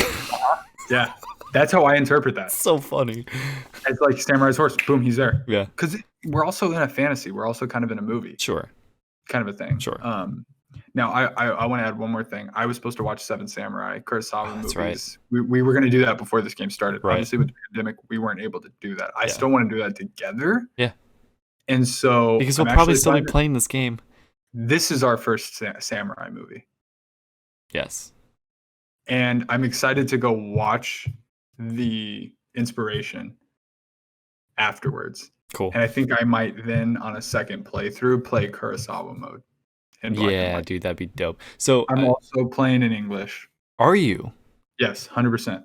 I chose English because I thought you were going to do Japanese. I started in Japanese and changed it. So here's the thing. Because I was a little distracted reading. I wanted to be able to just sort of listen and observe more. Yep. Two things. I heard about and I had thought about this too beforehand. I really wanted to play it in Japanese for the immersion, but I didn't want to be reading. I wanted to be watching. Right. And there were two things. I had been every time a trailer came out, I watched the Japanese trailer, and I noticed that it looked really crap because the lips are English. Oh. And so... Well, but if you're reading, you don't notice that, do you? So what I did was I got the game a few days late, right? Yeah. It actually worked out. I Googled it. I was like, cool, people have played. Now I can ask. What do you recommend? English, and everybody's like, oh my God, it's horrible with the lip syncing. Interesting. Horrible. And I was like, boom, done. I'm going to play this in English. And then what I'll do is I will, after I've already beaten the game and I know all the game and I'm not trying to catch everything. That movie mode with the Japanese will be awesome. I'll play it in Kurosawa mode with Japanese. Yeah. And it'll be perfect. Yeah. And so that's kind of where I stand with that. But yeah, Okay, we'll watch some Kurosawa movies once it's safe to do so. So what is your horse's name? So which horse did you pick? There's 3 horses. I'm forgetting what mine was called. That probably gives it away already. The color. No, I know. He's not called Gray though. There's black. I think there's black, white, and the middle one. I forget what it was called. Black, white, and brown, I think. No, it's not brown though. Ghost of Tsushima horse options. Well, you pick the color and then you pick Dapple. Name. Dapple. That's right, because I call him Dapple Horse. Dapple is the third option. The Did gray kind of like salt and pepper looking one. That's the one I'm thinking of. Yeah, that's what I chose. Okay. You chose that. Yeah. I went white. Nice. I was like, I want a white horse. Okay. I wonder if we have different name options then. So I picked the white horse. You picked the Dapple one. Yeah. What name did you go with? It's a little. I feel like I hope you chose the same name. No, I hope I chose a different name. You definitely would have. I don't know. You should have chosen this name. I went with Sora. Okay, and I 100% did because of Kingdom Hearts. I didn't want to be bringing my horse, but I don't have that connection. So I'm like, I like Sora. No, I'm so happy we each have our own horse. Yeah. So, and I forget what because it was. They gave like a what it means, and that's kind of why I based it off. That's why I chose Sora. It wasn't even just that I recognized the name; like I liked the meaning of it. Was it strength? I think maybe Sora meaning cage, which means shadow. Yep. Sora means sky. I liked that. I liked sky. That's cool. So I went with the white horse, and I named him Nobu, which means trust. Nice. That's dope. I like that. And I was, oh my God. And every time I get on him and he's like, good boy, Nobu. I'm just like, yes, you're my boy Nobu. I love so it. Cool. It's just this game just makes me happy. So I have a bunch of notes here. So as do I. So there's, I did kind of like a pros and cons list that I'll be honest, when I started, I thought I was going to have a lot more cons. Like it seemed like it was going to be more conny, or even before you started playing? No, as I was playing, I was like, ooh, I think I'm going to have a lot of criticisms. And as I put my notes together, I have 2 cons and 1, 2, 3, 4, 5, 6, 7, 8, 9, 10, 11, 12, 13, 14, like 15 or 16 pros. Solid. So nice. That kind of speaks for itself. Yeah, yeah. Which is usually the case. You need to just play and sit in it and feel it and give it a little bit of time. Can I tell you one of my first pros then, just in case it's on your list? Absolutely. I love that when you're fighting like side by side with someone, they actually do something. Like they actually kill enemies and injure them and help you instead of just sort of being a prop and letting you do everything. It's so nice. You're working together. That's really great. I didn't actually. Dude, I've seen some of the people I've been fighting with actually kill the biggest guys. I'm like, thanks, man. Like I was dreading that. That makes me really happy because it's so much more realistic. When you say kill the biggest guys, you mean the leader? No, not the leader, but the like I've seen him kill like a heavy before or something. Those heavies are terrifying, but fun. So, one other thing I have to ask: what difficulty are you playing on? Normal. So I went with hard. Yeah. I had to. I was like, I want to really like push myself with this game. I can't change it now, can I? Yeah, you can. I think you can do it on the fly. Because I already feel much better. I think I can. I think I could step it up. If you want to up it now. Yeah. I'll tell you straight up. Those first few battles, I died over. Oh yes. And over and over and over and over. And then once you figure out the flow and the rhythm, and it doesn't mean it's easy. No. But you know what to do. And it works. I have a story that relates to that as well, but it's one of the best combat systems I've ever used. The combat is unbelievable. It's beautiful. Like it's so intuitive. Mm-hmm. I'm usually not one to actually take advantage of every option that I have. This game like asks you to. Yep. It almost tells you like subliminally like when it's the right time to do certain things. It's God, it's so much fun and so satisfying. I know we just started talking about it, but I'm just getting more and more excited. I know. How early did you get the bow? I think he was my first. I did not do it right away. I didn't do it right away. Okay.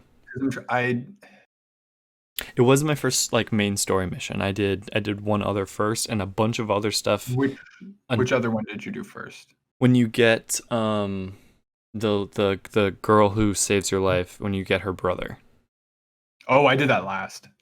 Last? Because I don't think you start with too many second to options, last. but have you There's finished? a point where it's like recruit 2 people and save her brother. I recruited. I think I did Oh, the I see. bow, and Okay. then I saved her brother. Oh, right. Okay. Yeah. There was definitely points when I could have used that bow. Yeah, Because not having any kind of range, I got the bow pretty early, yeah, but I don't. that bow is hard to use- shoot, by the way. Yeah, I don't use. I don't use it. I use it when I pick and choose when Yeah, to use it. yeah. And I'll speak more about how that combat flows. But were you saying something else? Sorry. No, I don't have anything in my brain at the moment. Give me some of your pros or a con. Well, so I know you mentioned how you're exploring a lot. Yeah. I just want to throw out like this is how I play open world games in general. I Right. try to play them logically, role playing wise. What would Jin do? Yeah. And so I very much wanted to go save her brother, but it was also like, well, I'm here. I'm not going to immediately dart across the island to go here. Right. And so what I'll do is I'll like carve a path. And if there's a mission there, I'll do the mission. Oh, and I'm not it will gonna give you plenty of things to do along the way. yeah, and I'm not gonna like I'll do some Foxtons and some other stuff, but I'm gonna do that mission. Yeah. And even if there's another mission I want to do, if there's something else before it, I'm gonna do that first. Right. Like, But so if you come across a mission, like, you don't leave it, like you do it then, because that makes so sense. far, Like, yes. if someone's there and they're like, "Oh, these Mongols are gonna murder us if you don't help us," you're like, I'll come back to you later. I can't do that. Right. It kills the immersion for me. Right. And so I try to do. However, so for example, I went to the Golden Temple very early on. Me too. And that was like the first place I went when I was just like, oh my God, it's so beautiful.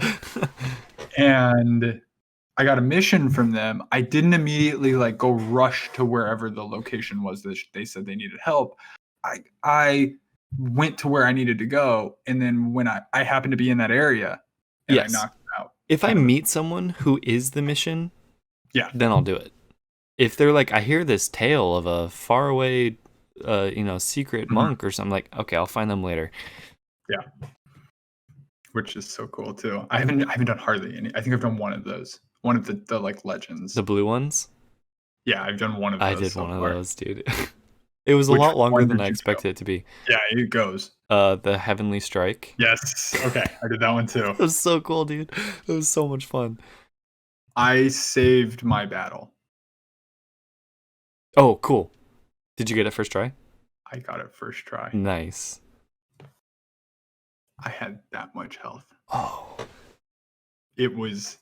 That's another thing I really like. Intense. I feel like the health and the healing mechanic is very well balanced. Yes. Very well.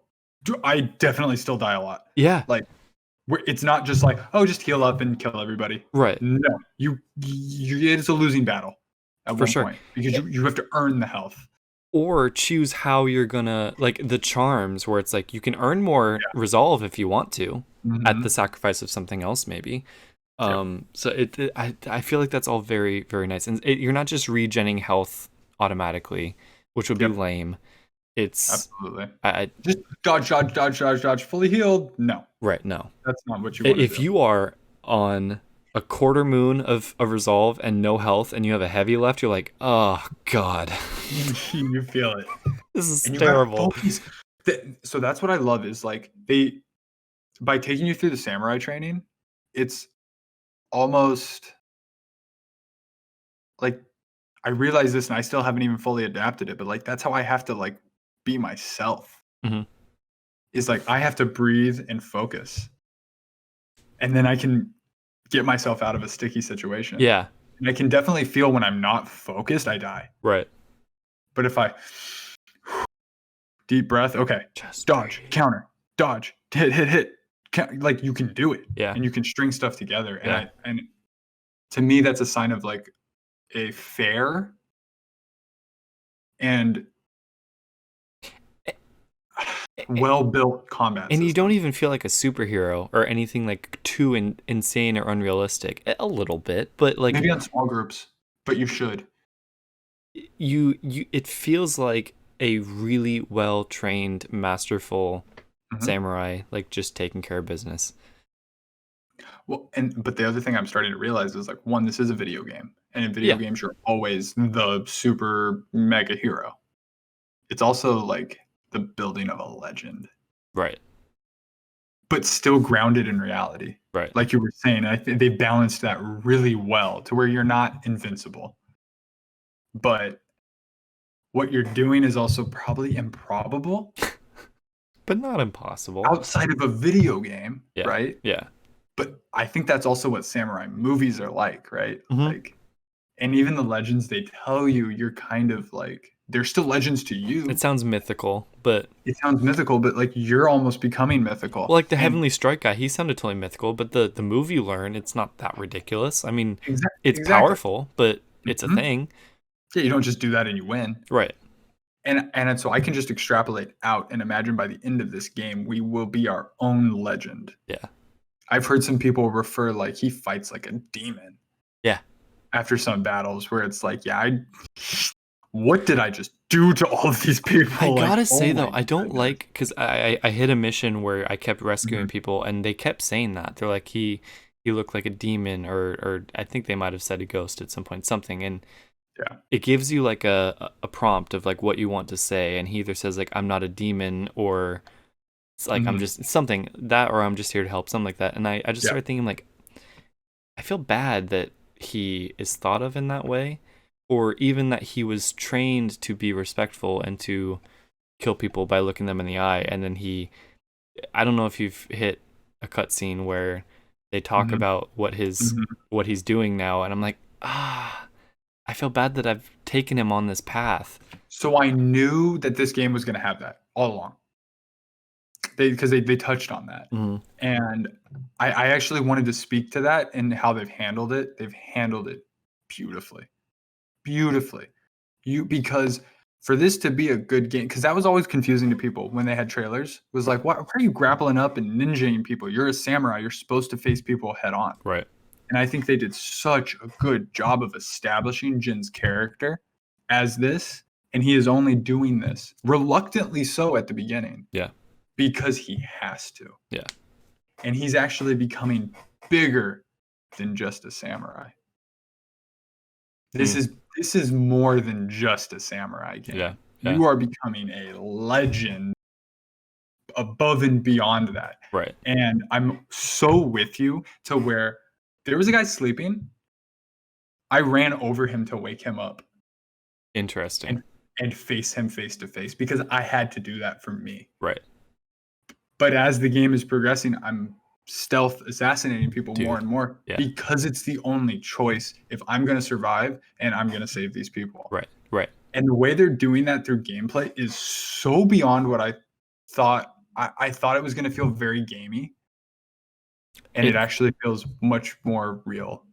I think it's flawless, and I love all the different ways to kill people. Like there's different forms of assassinations. Like you can do it from the air or from right behind, or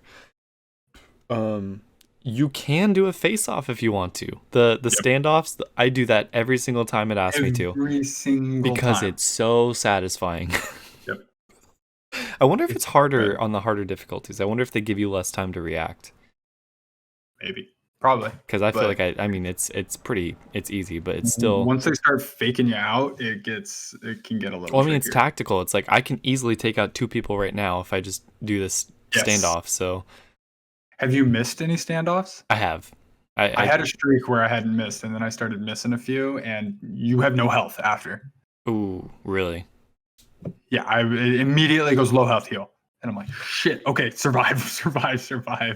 There's one thing in the upgrade tree where it says if you're down. First of all, when you go down, I think it's super interesting how long you are still there for. Like you have to wait for them to come and murder you. Well, no. Well, because just as if they're on the ground, you can end their suffering. Right. I had this connection because at first I was like, just kill me, come on, and then I realized, oh, they're ending my suffering.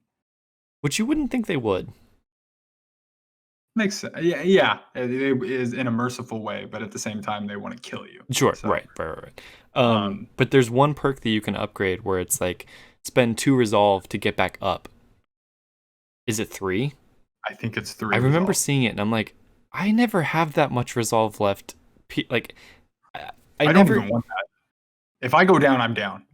Right. I have It seems a specifically little not bit even weird. thought about upgrading that. But like, I've used all of my resolve. If I'm dead, that's because I've used all of my resolve and I've gotten hit so many times that I'm dead. Why would I need this? That's a really good point. I hadn't even thought about that. That's another reason not to get it. We'll see. I don't know if I'll ever. I've loved how much I've bounced around on the skill trees too. Yes. Like, I'm not just going in order. Like, I really think about it. I'm like, okay, based on my most recent experiences, do I need this? And it's so all over the place. And sometimes it's just I want to be able to focus the wind on this one thing because I discovered that and I want more of these things. Or maybe I want to be able to throw more of these things. Or and the different skill trees. There's so many different skill trees. I even felt compelled to upgrade Samurai before Ghost.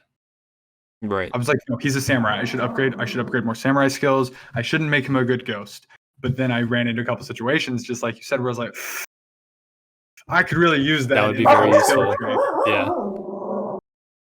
One early con I thought I had was that I wasn't finding the game to like. The game looks amazing, but I wasn't finding very many beautiful places yet.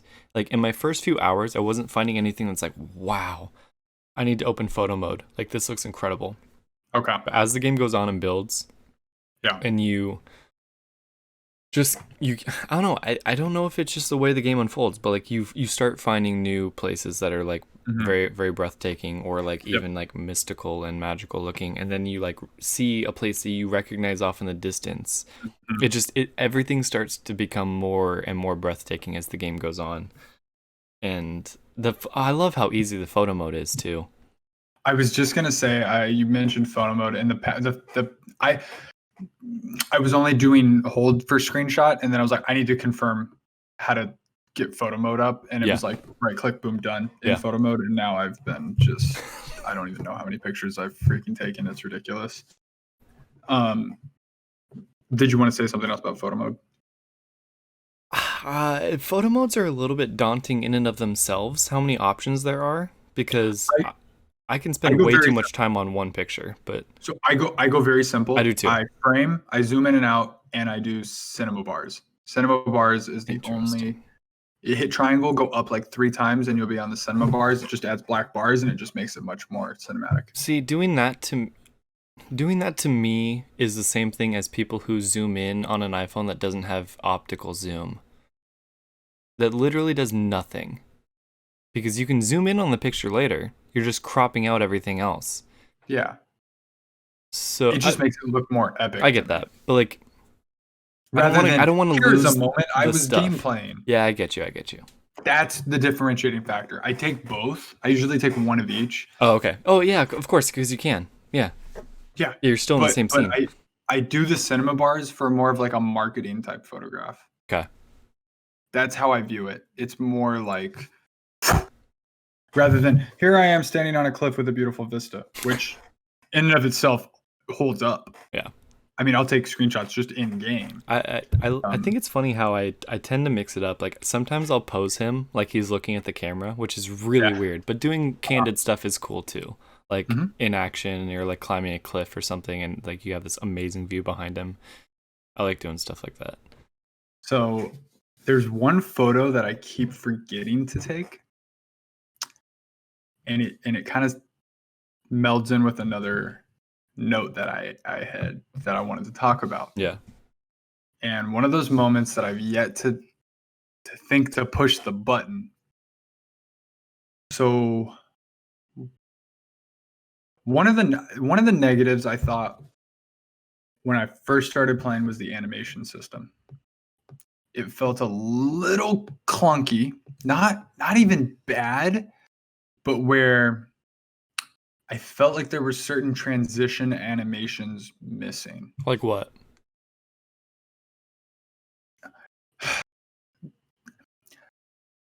Where like certain things were like really quick.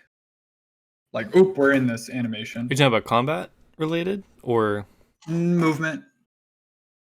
Generic, where it felt a little floaty. Now, I will say, I don't feel like that all anymore. Yeah. Now that I have more hands-on and moved around a little bit more, but like compared to a game like Last of Us, Yeah. and even what we're gonna see with Feel Last very of Us heavy. 2, where You feel very heavy in The Last of Us, I feel like.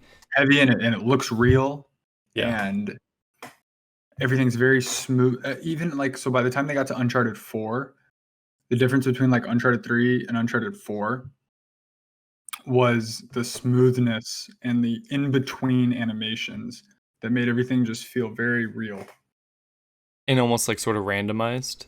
Like it's not always going to be the same cookie cutter sort of thing. Yeah. It's not even random, it's dynamic. So it feels real Right. rather than to reach here, it goes here. Now the climbing in this still feels like that. I give them a pass because this is their first game on this kind of a scale. That's going to improve.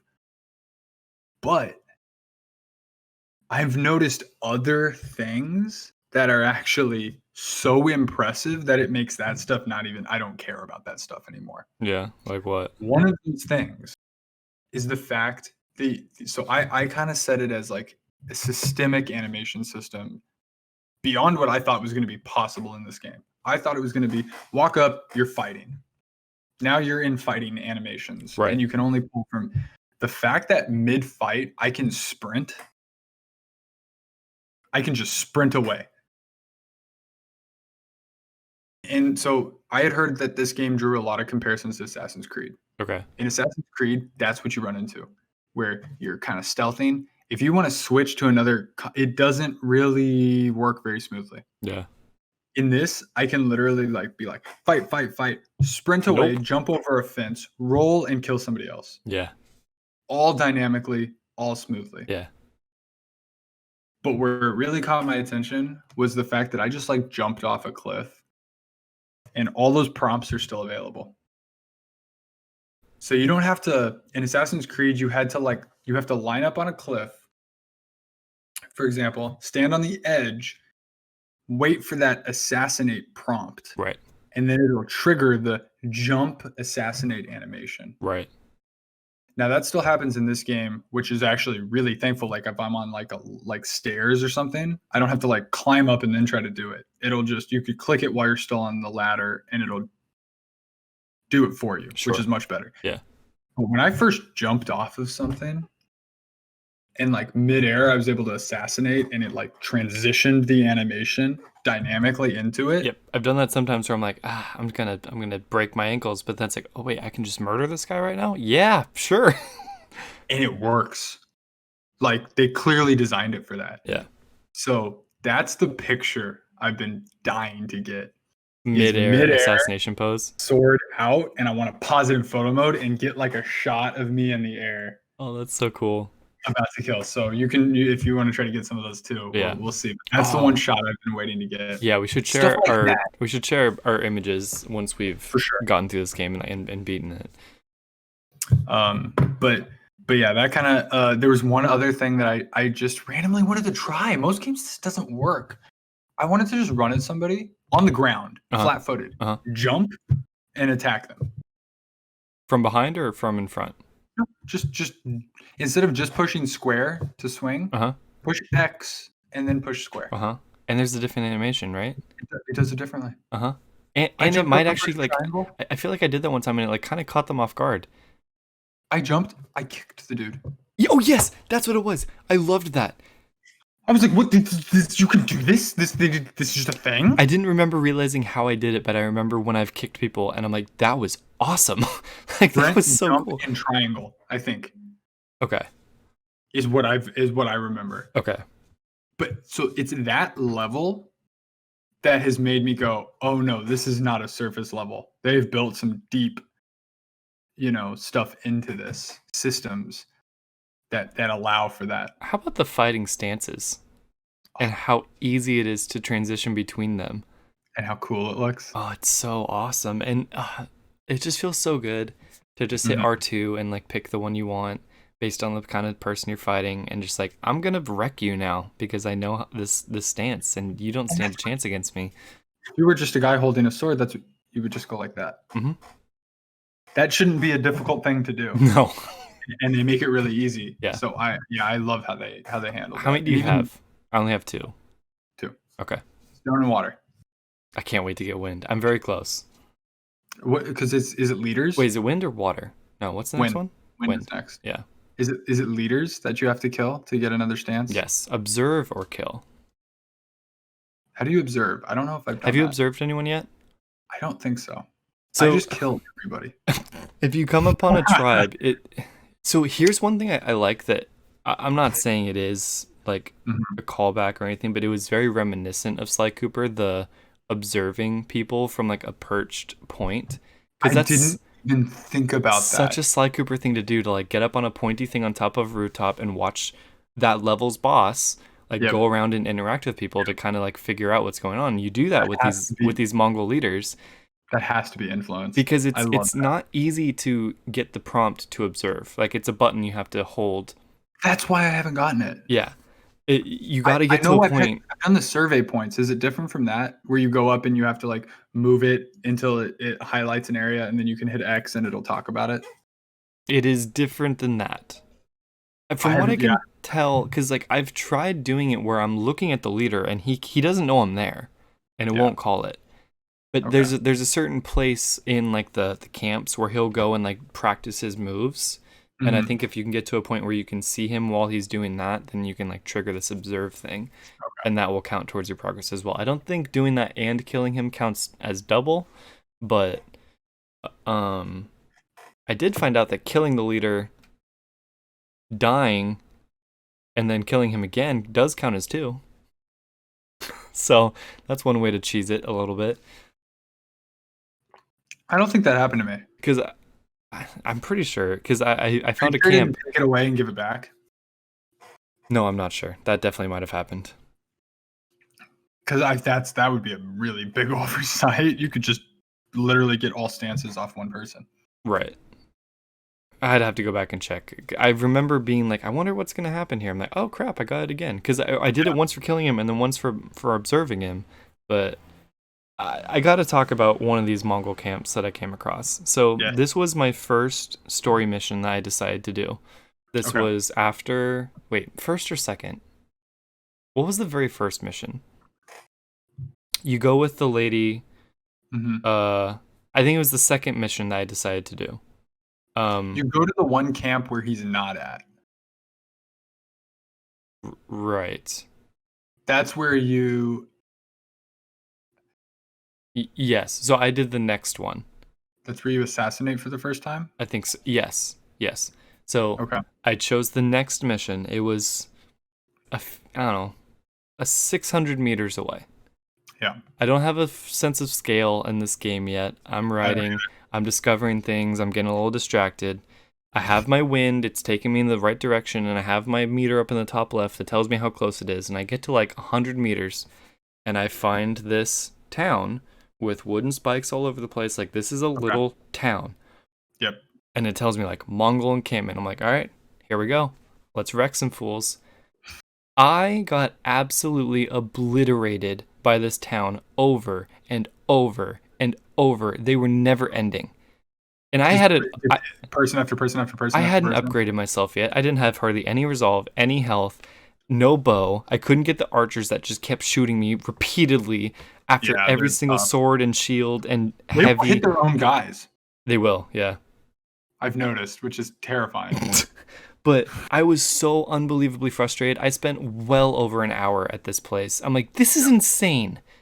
I'm in like the second mission of the game. You've got to be kidding me. I finally did it. Like I kited them, and I would just take out one like solo guy, and then like I kept doing it, and I finally beat them. I'm like, wow, that was nuts. It gave me like some cool upgrades. It gave me like a skill point or two, and like all this stuff. And then I look, and I'm like, I didn't even make it to the mission yet. The mission was 30 meters farther past this town. That wasn't even it. I just completely got... I thought I was there. Was that town the mission? No. It was just one of the encampments that you have to clear. But you counted it was then cleared? You didn't have to do it again? Yes. Yeah, I don't have to do it again. God. But I definitely was not supposed to do it that early in the game, I don't feel like. I made it happen. That's funny. But I was so mad. I'm like, wait, why is that still there? I know now how to tell. It's very easy to tell they're in a mission because it gives you the whole like title card and everything. But Oh yeah, the like name where it names it. I was pissed. Yeah, But it was very that's fun. funny. It was still I fun. have to say though, I love that because it's like you still could do it. Right. It took a lot more effort, but Right. you still could do it. Oh man, Very I satisfying. I definitely have a desire to clear every single camp and find every single location. Mm-hmm. I will 100% this game. Yeah. It won't be a grind at all. No, every single moment I will is never fast travel in this game. not a single time. No, Like, I didn't even realize that was an option. When I found that, I'm like, ew, what? Have you maybe accidentally zoomed out on the map or intentionally zoomed out on the map? Yep. Yep. I'm very happy. I'm excited. Oh, I'm very happy that I'm only in a third of the entire thing. Yeah, whoa. It gave me a very Breath of the Wild vibe. Yeah. And while I would like it to be a little bit more traversable, a la Breath of the Wild, I think I'm okay that it's not. It's much more Horizon Zero Dawn in terms of climb here, climb here, climb here. I mean, Breath of the Wild is very traversable from the fact that you can actually climb anything. That's the game changer. So Assassin's Creed, starting with Origins, is like that. You can climb anything. It doesn't make perfect sense for like a normal human to just be able to climb a sheer cliff, though, you know? And that's why I'm okay with it. I'm impressed, though, because a lot of times when I realize I want to go down or up to a place, I'm like, yeah, there's the rock path that they've given me. There's a way. Yeah. And I haven't had it. The only time that it doesn't do that is when there's like a shrine and there's a path. And I'm okay with that because that's how you give me like a little puzzle platformer. Yeah. To go a specific way and complete that. And I'm okay with that. I just love how seamlessly they guide you to where it doesn't feel like it's holding your hand, but the wind and the birds just being like, hey, look over here if you want. It's like, okay, cool. Yeah, I'll follow you. And then it's always something different. Mm-hmm. It's just so it's not beautiful. Yellow bird here, orange bird here, green. That wouldn't be fun. It's just here's a bird, and I'll take you somewhere if you want to follow me. And it's so subtle, like they're not intrusive. It's just really pretty if you just want to look at it. It's like here's this nice little bird. Exactly. I've taken it in some screenshots. Yeah. Where he's fluttering around in there. Yeah, there's a good. I keep getting shocked at how many different exploration things there are. Right. And I'm like, whoa, okay, I can find these two and these. Wow. And I always read everything. And so I actually learned something about the Inari shrines. Which ones are those? The fox ones. Yeah. So I read the description and I was like,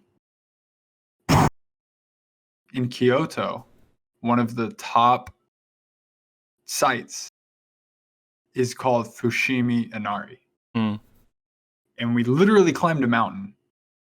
It was like probably one of our top favorite things that we did. Yeah. But you get up to like one of the, I mean, you like get up and you're like, we're there. Nope, keep going. But one of the like tiered areas that we were at, yeah, all of these things had foxes on it. We had no idea. I had no idea. Cool. Until I played this game. That's so cool. And I'm like, oh my God, that's why there were all those foxes. And I even showed Maya. I was like, read this. And she's like, that's why there were all those foxes. I'm like, yes. I know. I had no idea. That's so cool. And so that now I know what that is. And I thought that was. The foxes are so cute too. You can't. I like that you can't pet them at all of them. I was just gonna say, I love that it will like tease you a little bit. It'll randomly let you pet them because I'm like, yes, good fox. The bigger ones. Yeah. Is what I've noticed. But yeah, I love that there's a diversity of different exploration things, and I mean, I'm definitely gonna play it after this. I need to. Tonight? Yeah, 100%. I need to touch it again.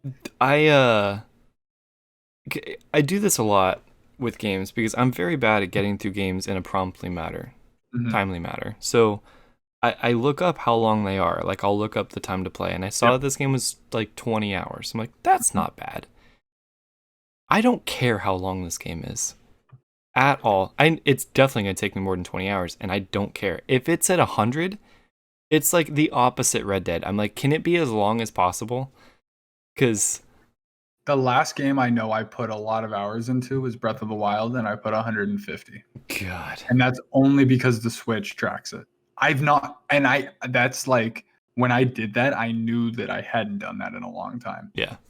And I'm very much like, I have my tracker of games I'm playing. This is like a new thing I started to like get through games, and I am constantly like, how long to beat is one of my favorite websites now. Yeah.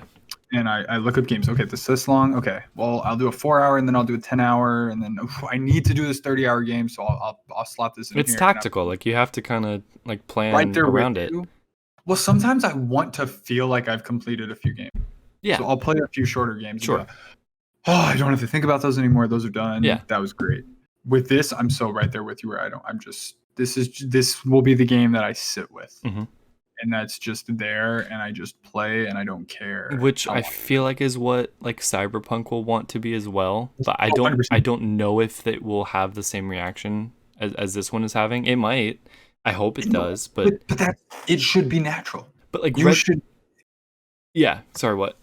No. You should. If you jump in Cyberpunk and you're like, I'll get to this point. I'll put this many hours in, and I'll feel good about that. Right. Or it just fades away, and you're like, I'm just gonna be this. I'm just gonna do this until I don't want to do this anymore. Right. Kind of a thing. And that's it's a peacefulness, I think. Like, this game is, even though it's a lot of murder, like, there's a whole lot of blood in this game. But I'm constantly in a cutscene, and I'm just like, blood all over my face. Not even always from like someone I killed. Like, someone else killed someone. I just have blood all over me. I'm like, thanks a lot, man. I just got this brand new bandana, and you're gonna get blood all over me. So they said there were 3 tenets to this game: mud, blood, and steel. Okay, yeah. I was gonna say where's the steel, but duh.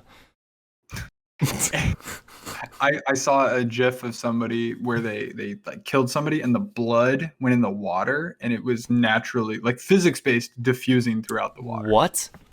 That mud, blood, like they've created full physics-based systems for those things. That's incredible. And I did have one thing where I was rolling around in the mud. I was like, I'm very muddy, and then so my mud was gone. But I was like, whoa, I'm so muddy. This is so cool. Yeah, you do get very, very messy. There's so much to upgrade and customize, and more than I thought. Yeah. I remember when they did that state of play, and they went through all the outfits, and I think you and I both, I remember you specifically were like, oh my god, I love all the outfits and all that stuff. Yep. And I hadn't been thinking about that much, and ever since you said that, I was like, oh, this is gonna be good. Yeah.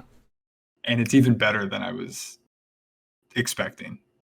I love how much you can collect just in the regular world too. Like, there really is not 20 seconds that go by in this game where you're not doing something to interact with the world. It's like, there's bamboo, there's a flower, a bird's calling me, there's some of this other yew wood or whatever it's called. It's like, always, here's a standoff because I just came across more Mongols in the street that are about to murder these people. Like, it's not tiring.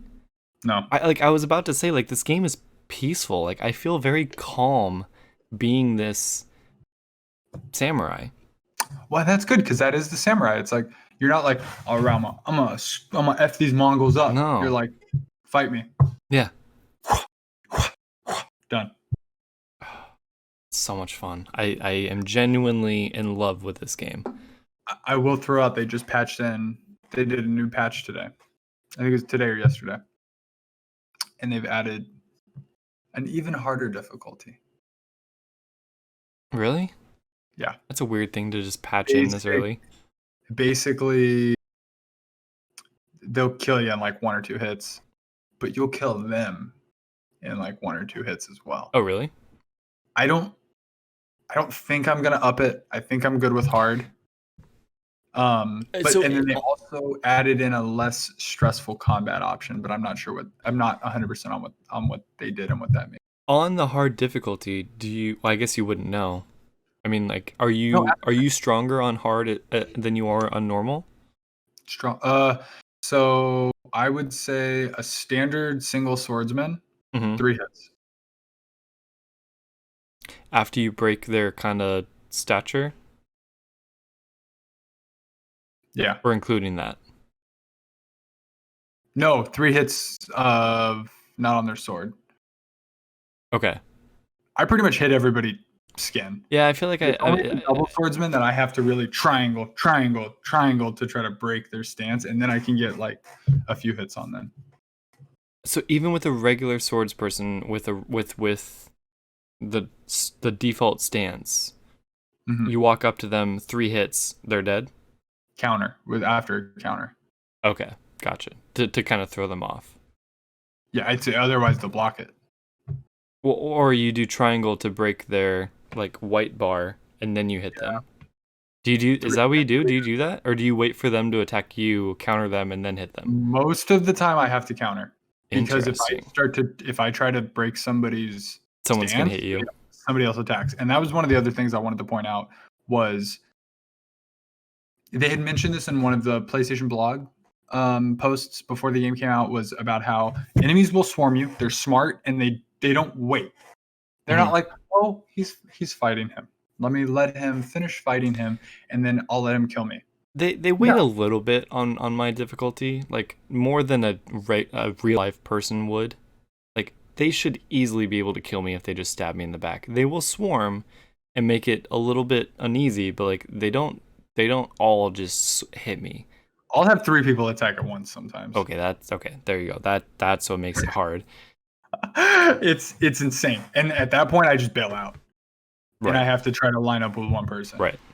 So I don't know if they've changed that. I think maybe they're more aggressive on hard, but that's where I'll even think I'm handling some people, and then one other guy will jump in and stab me, and I'm like, oh. And all of a sudden you're on your heels, and all your resolve is gone. You're like, oh crap, I gotta replan here. It's really the spear guys. So I was gonna say, you and I both only have 2 stances. You may know. What do you think the next stance will be good against? I think it's those spear guys. I mean, and yeah, I hadn't thought about it. Now that you say that, probably spears. Yeah. I upgraded for the unparryable, the first unparryable. I haven't upgraded to the spear unparryable. Okay. Attack, but I figured that would.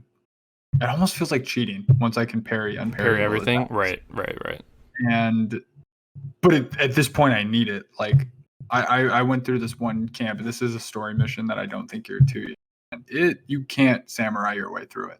Because I tried a couple times. I stealthed a couple guys, and then I got caught. There's 15 people attacking me. Yeah. Like there's just no way. Yeah. So I found a better way to get around that, and I was able to pull it off. Cool. Which one is it? I'm curious. I'm curious how far you are. Have you finished Act 1? The last mission before the final Act 1 mission. Okay, yeah. I think I'm close. Do you have the hat? Which one? The hat. The straw hat? Yeah. Yeah. So you've done the first straw hat. I have not done the second straw hat guy mission. That is next. I'm going there next.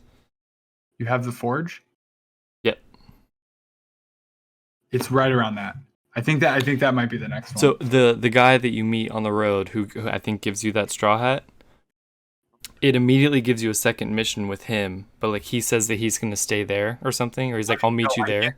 I can't do any of the second missions. I haven't even attempted to do like the second bow mission, the second Masako mission. I'm not talking about those even. This is like a main story mission that is the same guy again. But it's like a little bit up and to the left on the map, and he's like, I'll meet you there. And I would have felt weird if I like rode there and he was there. So I'm like, I'm going to go do something else. Mm-hmm. I do that, yeah. And then go there. Yeah. So I think that's the next thing I'm going to do, the one you're talking about. In Assassin's Creed, I can cheat that because I'm like, I'm in an animus. So I'm like reliving history. True. So it's I can cheat that computer-wise. Right. In this game, it's like, no, time is real. Yes. And so Although time is actually very fast. Have you noticed how quickly the days go by in this game? Yeah, I wish it slowed down a little bit. I read what it was, and I don't remember exactly what it was, but it's I did read something about the weather. Can you actually change it? If you play the flute, does it change the weather? I haven't, because I was waiting for them to teach me how, and I read something that it does. Well, I didn't even get to a point where it teaches you. I just read it in the description of the flute or something. So I read that the flute was available, and I'm like, were you gonna tell me the flute was available? It doesn't tell you any of the flute playing or the bowing. It doesn't. I don't think it tells you any of that. Okay, because I've still been waiting for it. So if not, I'm just gonna start doing it. So what I read today was the flute changes the weather, but there's more. There's a built-in system. Okay. That's at work that changes the weather based on how you play. Really? Yes. How? Like, what does that mean? If you use more ghost tactics and ghost abilities, will it make it like night and like stormier and darker and all of that? Cool. That's so cool. Which I thought was really cool. And I'm happy they said that, because have you had some storms? Dude, that lightning. Yeah. Oh, so how about when that guy got struck by lightning? I laughed so hard. Which guy? The heavenly strike guy. He got okay.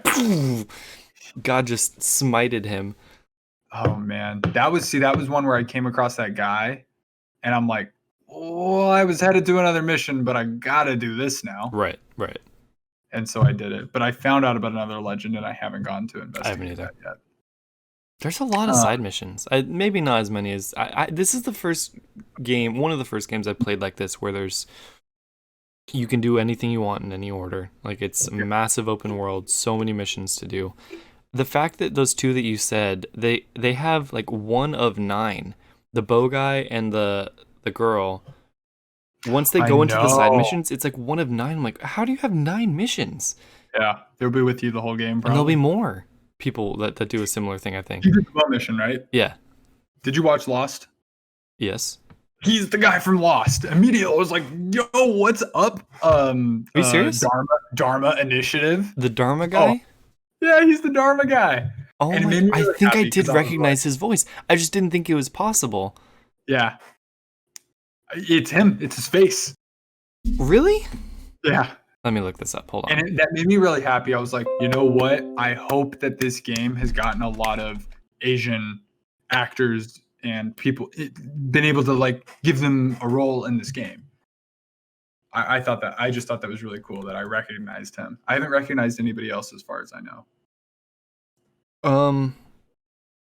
Dang it, I can't remember what that guy's name was. While you're looking it up, this Ghost of Tsushima has officially become the fastest selling PlayStation 4 exclusive.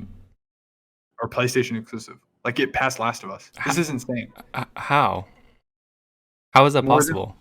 It sold like 2.4 million units in the first like 3 days. It's a first of a series though. Like, how would that do better than Last of Us? I'm shocked. It's the most successful in Japan. This game's been a hit in Japan more than they expected. Sure, that makes sense. No, more than they expected though. I for whatever reason, like, it's a Western studio making it. I don't think they expected that the Japanese audience would pick it up. I have a long shot dream that now that the game's out on PS4, they're working on PS5 updates, that somehow they put Japanese voice acting, lip syncing into the game. I don't know if that's even possible, but if they were to ever pull that off, I think that would be really cool. I bet it's not as impossible as we might think. Like, yeah. I think they definitely make these games to where they're much easier to go back and tweak things. Like, it's not just baked in. Like, they wouldn't have to re-render like everything. I bet that would be really nice. I would have to see too how bad the sync is, and if it would actually really throw me off that much. It's bad. But maybe Francois Chow is his name. What's his name? Francois Chow, American Cambodian. Francois. How do you spell Francois? FRANC with a squiggly OISCHAU. Francois I want to Chow. see if he's not mentioned. I'm 100%. Oh, that Dharma guy. The guy in the videos, the scientist guy. He's one of my favorite characters, and it's him, 100%. And he's the guy that gives you the bow? Yeah. Okay. The second I recognized him, I'm like, let's do this. Let's go get this. Let's go do this mission. Oh, bro. I see it. Yep. Yep. Because I think I do remember recognizing his voice when I was playing that. That made me really mission. happy. That's so cool. That was a mission that took me a few tries.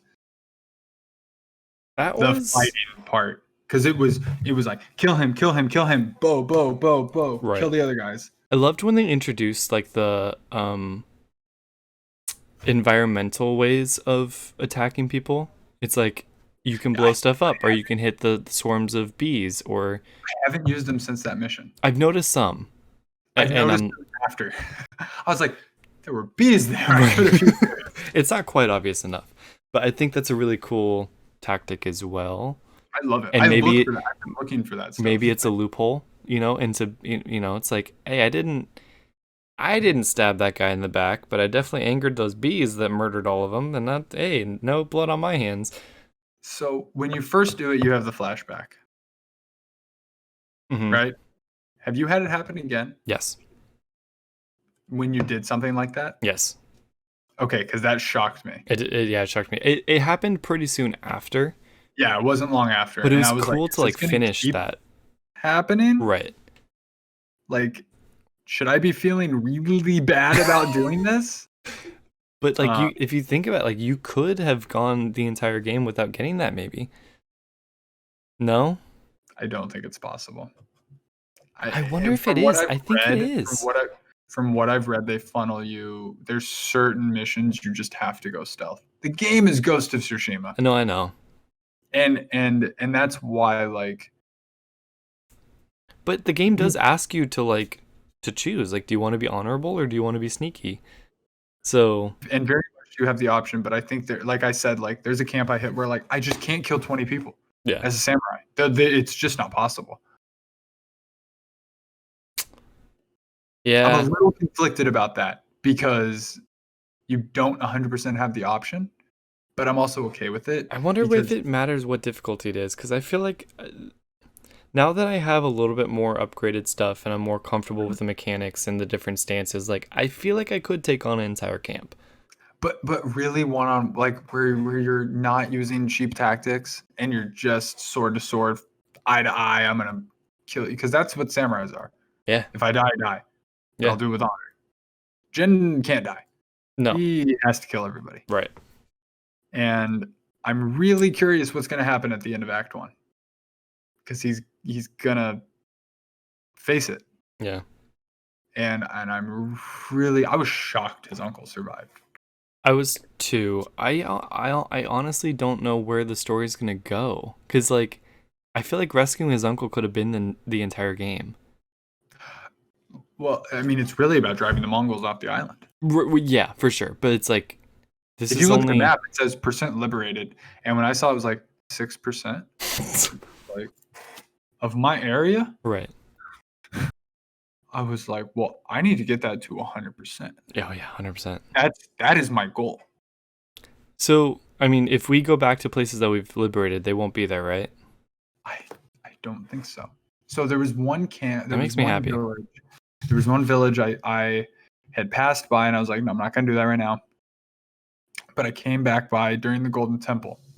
And as I'm going through, near the Golden Temple, and as I'm going through, I'm taking people out, and I was getting down, and I noticed the village was very destroyed. There were Mongol stuff I was like, what's going to happen once I kill everybody? Yeah. Is it just going to sit here now? And no. They move in. And they moved in. Oh, I loved it. I loved it so much. It made me so happy, and it made me want to do that everywhere. Yep.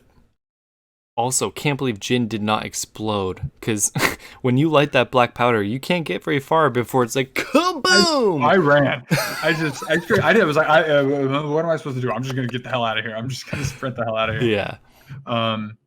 And it just took me back to the mission they showed us on the State of Play, where you kind of go in and you blow it up on the boat and whatnot, and that just felt it just didn't feel as good watching that. No. I think it's gonna feel really good. I remember not loving that when I saw it. I liked seeing that there were different ways, because I remember at the time I'm like, oh, I'm just gonna hack and slash, that's what I'm gonna be. Yep. And not loving that mission. I'm like, you're just gonna kind of light some sparks and mission accomplished. It's like that seems weird, but it's like no, that's not even the mission of the game. No. Like that's not the story. I was really down after that. Not down on the game, but kind of like, oh, this seems shallow. Right. And once you're in there, you realize it's not. Mm-mm. And that's what's made me happiest of all. And I'm so impressed with Sucker Punch's world building, the way they've designed the world. Yeah. Structured it like from area to area. And the Heavenly Strike mission where you have to find I think it's that one, the white tree. Yep. On the top, and you go up there and then you see the other white tree. Like that whole progression was just beautiful. Yep. And we haven't even gotten to the snow. Oh dear. Oh man. Oh boy. And I forgot. Only say that because I remember it from a trailer. Yeah. And I'm not even going to go back and watch the trailer. No. But I saw a mountain off in the distance. Because I'm pretty sure there was snow in like the thing that you first showed me. That first trailer, I think he goes there. And I was really curious how they were going to pull off all these different biomes. Mm-hmm. And it's like, it feels really good how they've designed that. Yeah. I think one of my favorite areas is obviously the Golden Temple, but the like kind of redwood trees. The really, really big like pine trees. I don't know if I know that. I must, right? Yeah, it's just kind of coastal, big trees. Of the entire bottom part of the map, I really have not even seen that much of it yet. Neither have I. Like, I have looked at the map, I haven't been anywhere. I've kind of just been in like a relative circle. I know. I want to uncover it all. But I don't want to just run around and find everything. For the sake of doing it, right. And then I'll fill in the gaps. Right. I do appreciate that the map gives you like question marks, so like you can go to this thing. You don't have to just wander around aimlessly hoping you find something. Although the birds kind of solve that too. But I'm with you. I like to have somewhere I'm going. Yes. Just a direction, and then whatever else I find along the way. Yeah. Because I'll set a point and follow the wind, and I'll hit 2 or 3 things along the way. Mm-hmm. Exactly. I was going to a fox den and found another fox den on the way to that fox den. I was like, perfect. So there was one other thing I meant to mention with the systemic gameplay and the physics. Have you interacted with a bear?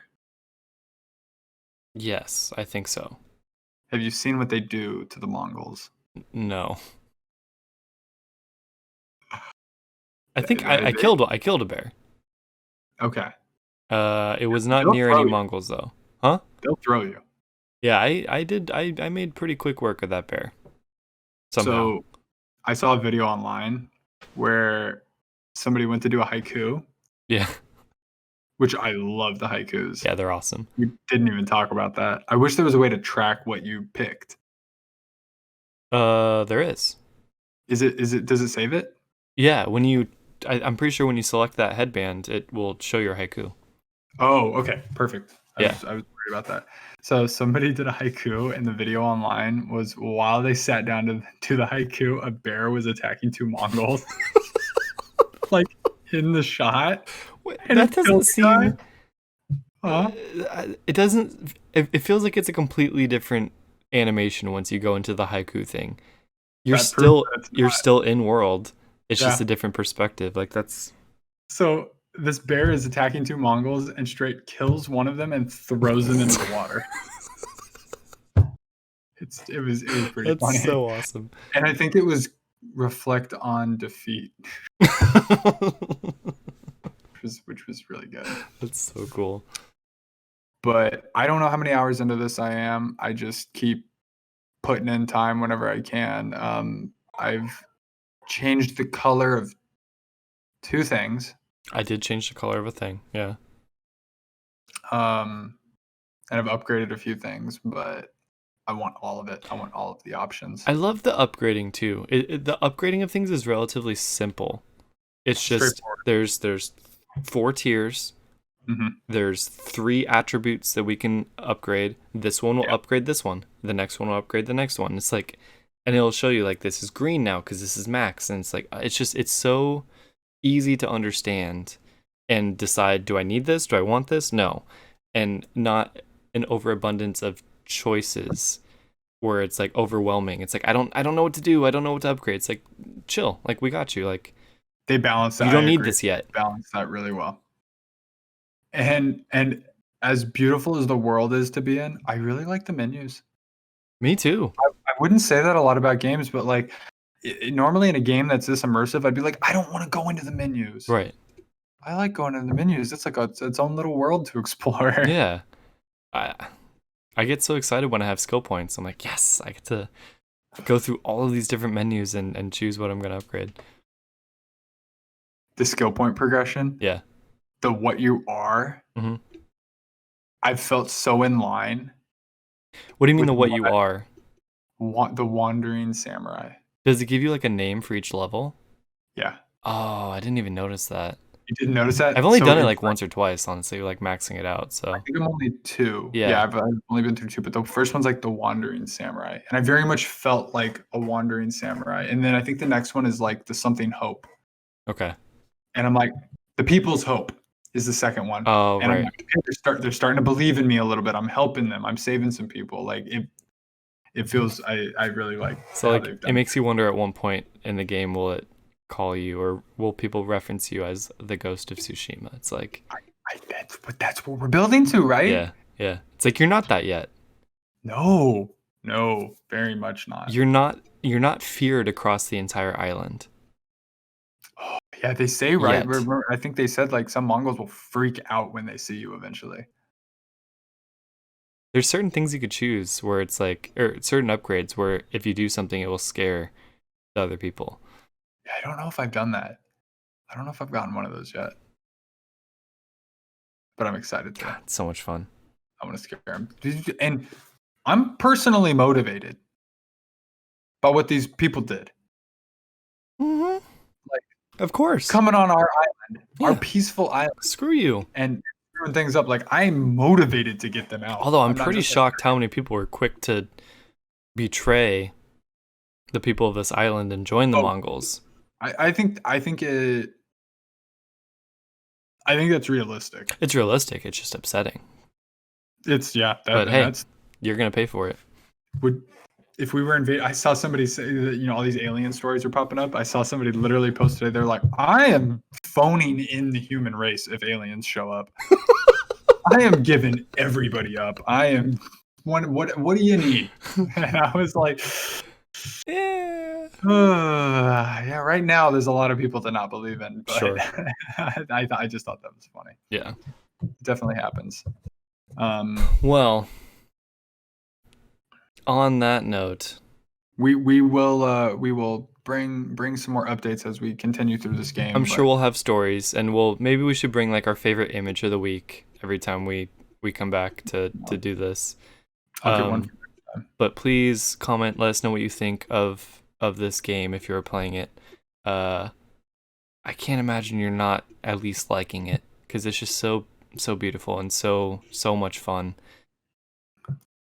I was down because I'd seen some reviews saying generic. It's just another generic open world game. That is what I was expecting.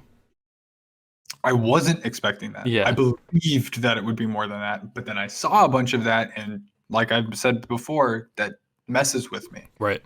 And now that noise is quieted down, I've seen more people say, look a little deeper. Like, you're not supposed to rip it up and start over. Right. It's about those little things, those little differences that progress things forward. Right. I will say, because I want to make sure you do this. I haven't done it, but I want to jump off my horse and kill somebody at some point. I did do it. Oh, you did it? It's incredible. Okay. It is unbelievable. Okay. I did it on accident because I keep pushing the wrong button to get off my stupid horse. I keep meaning to push X to make the horse jump. That doesn't work. But I did do it. Can the horse jump? He will jump naturally. Okay. To his death. He will jump places where he really should not jump. I've killed my horse. Back? Yeah. Okay. In killing my horse, I also died. So, yeah, I just kind of respawned. Oh, how about the loading times, by the way? That was the other thing I saw. Unbelievable. in an open world game I've ever seen. And yeah, so when I die in The Witcher, I'm like, I don't even care that I've died. I'm like, no, I have to load. Oh my god, like it's bad when you. My friend told me that they made the loading times even like a little bit longer just so you had time to read the tips. And I still don't have time to read the tips. I've tried. No. I'll get through one line and then I'm back in. I'm like, "Oh, okay. Cool." So there's this other thing coming out called the PlayStation 5. Yeah. Can you imagine? It's eliminating loading times. What are they going to do with tips? How are they going to have like tip menus? They're not. I guess not. You just have to figure it out. No. But that does make me bring up one thing is the PS5 patch. They have talked about it, and somebody at the studio said they're very excited to add some DualSense features to this game. And there was a time that I was writing and I heard the lightning and I didn't feel it. Right. And I really wanted to feel it in the controller.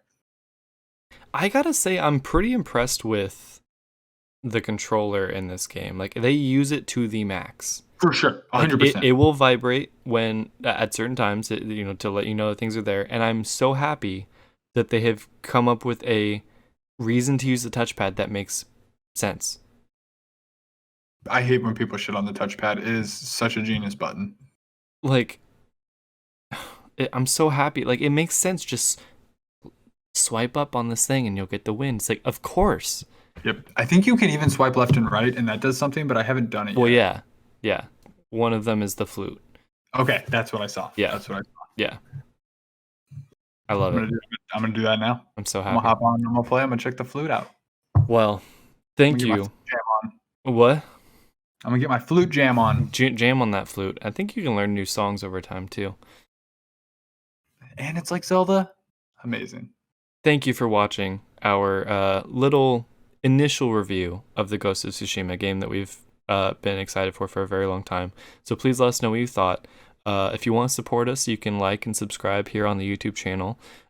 You can find us on Patreon. We have just one simple tier for $1. You can get our bonus content that will be going up very shortly. So there's plenty of it there. Lots of content for only $1. If you can't, we're free on YouTube. We're free on Spotify. Check us out. Podcast, Apple Podcast app. Share it if you are so inclined to share it with your friends. All the extra support would help us greatly, and we will love you forever. Be a founding rebel. Get on that Patreon and be a founding rebel. It's a thing. Be one of the first. But I've got nothing else. My name's Jordan. My name is Ethan. We are the Huber Rebels. Until next time. Welcome to the rebellion.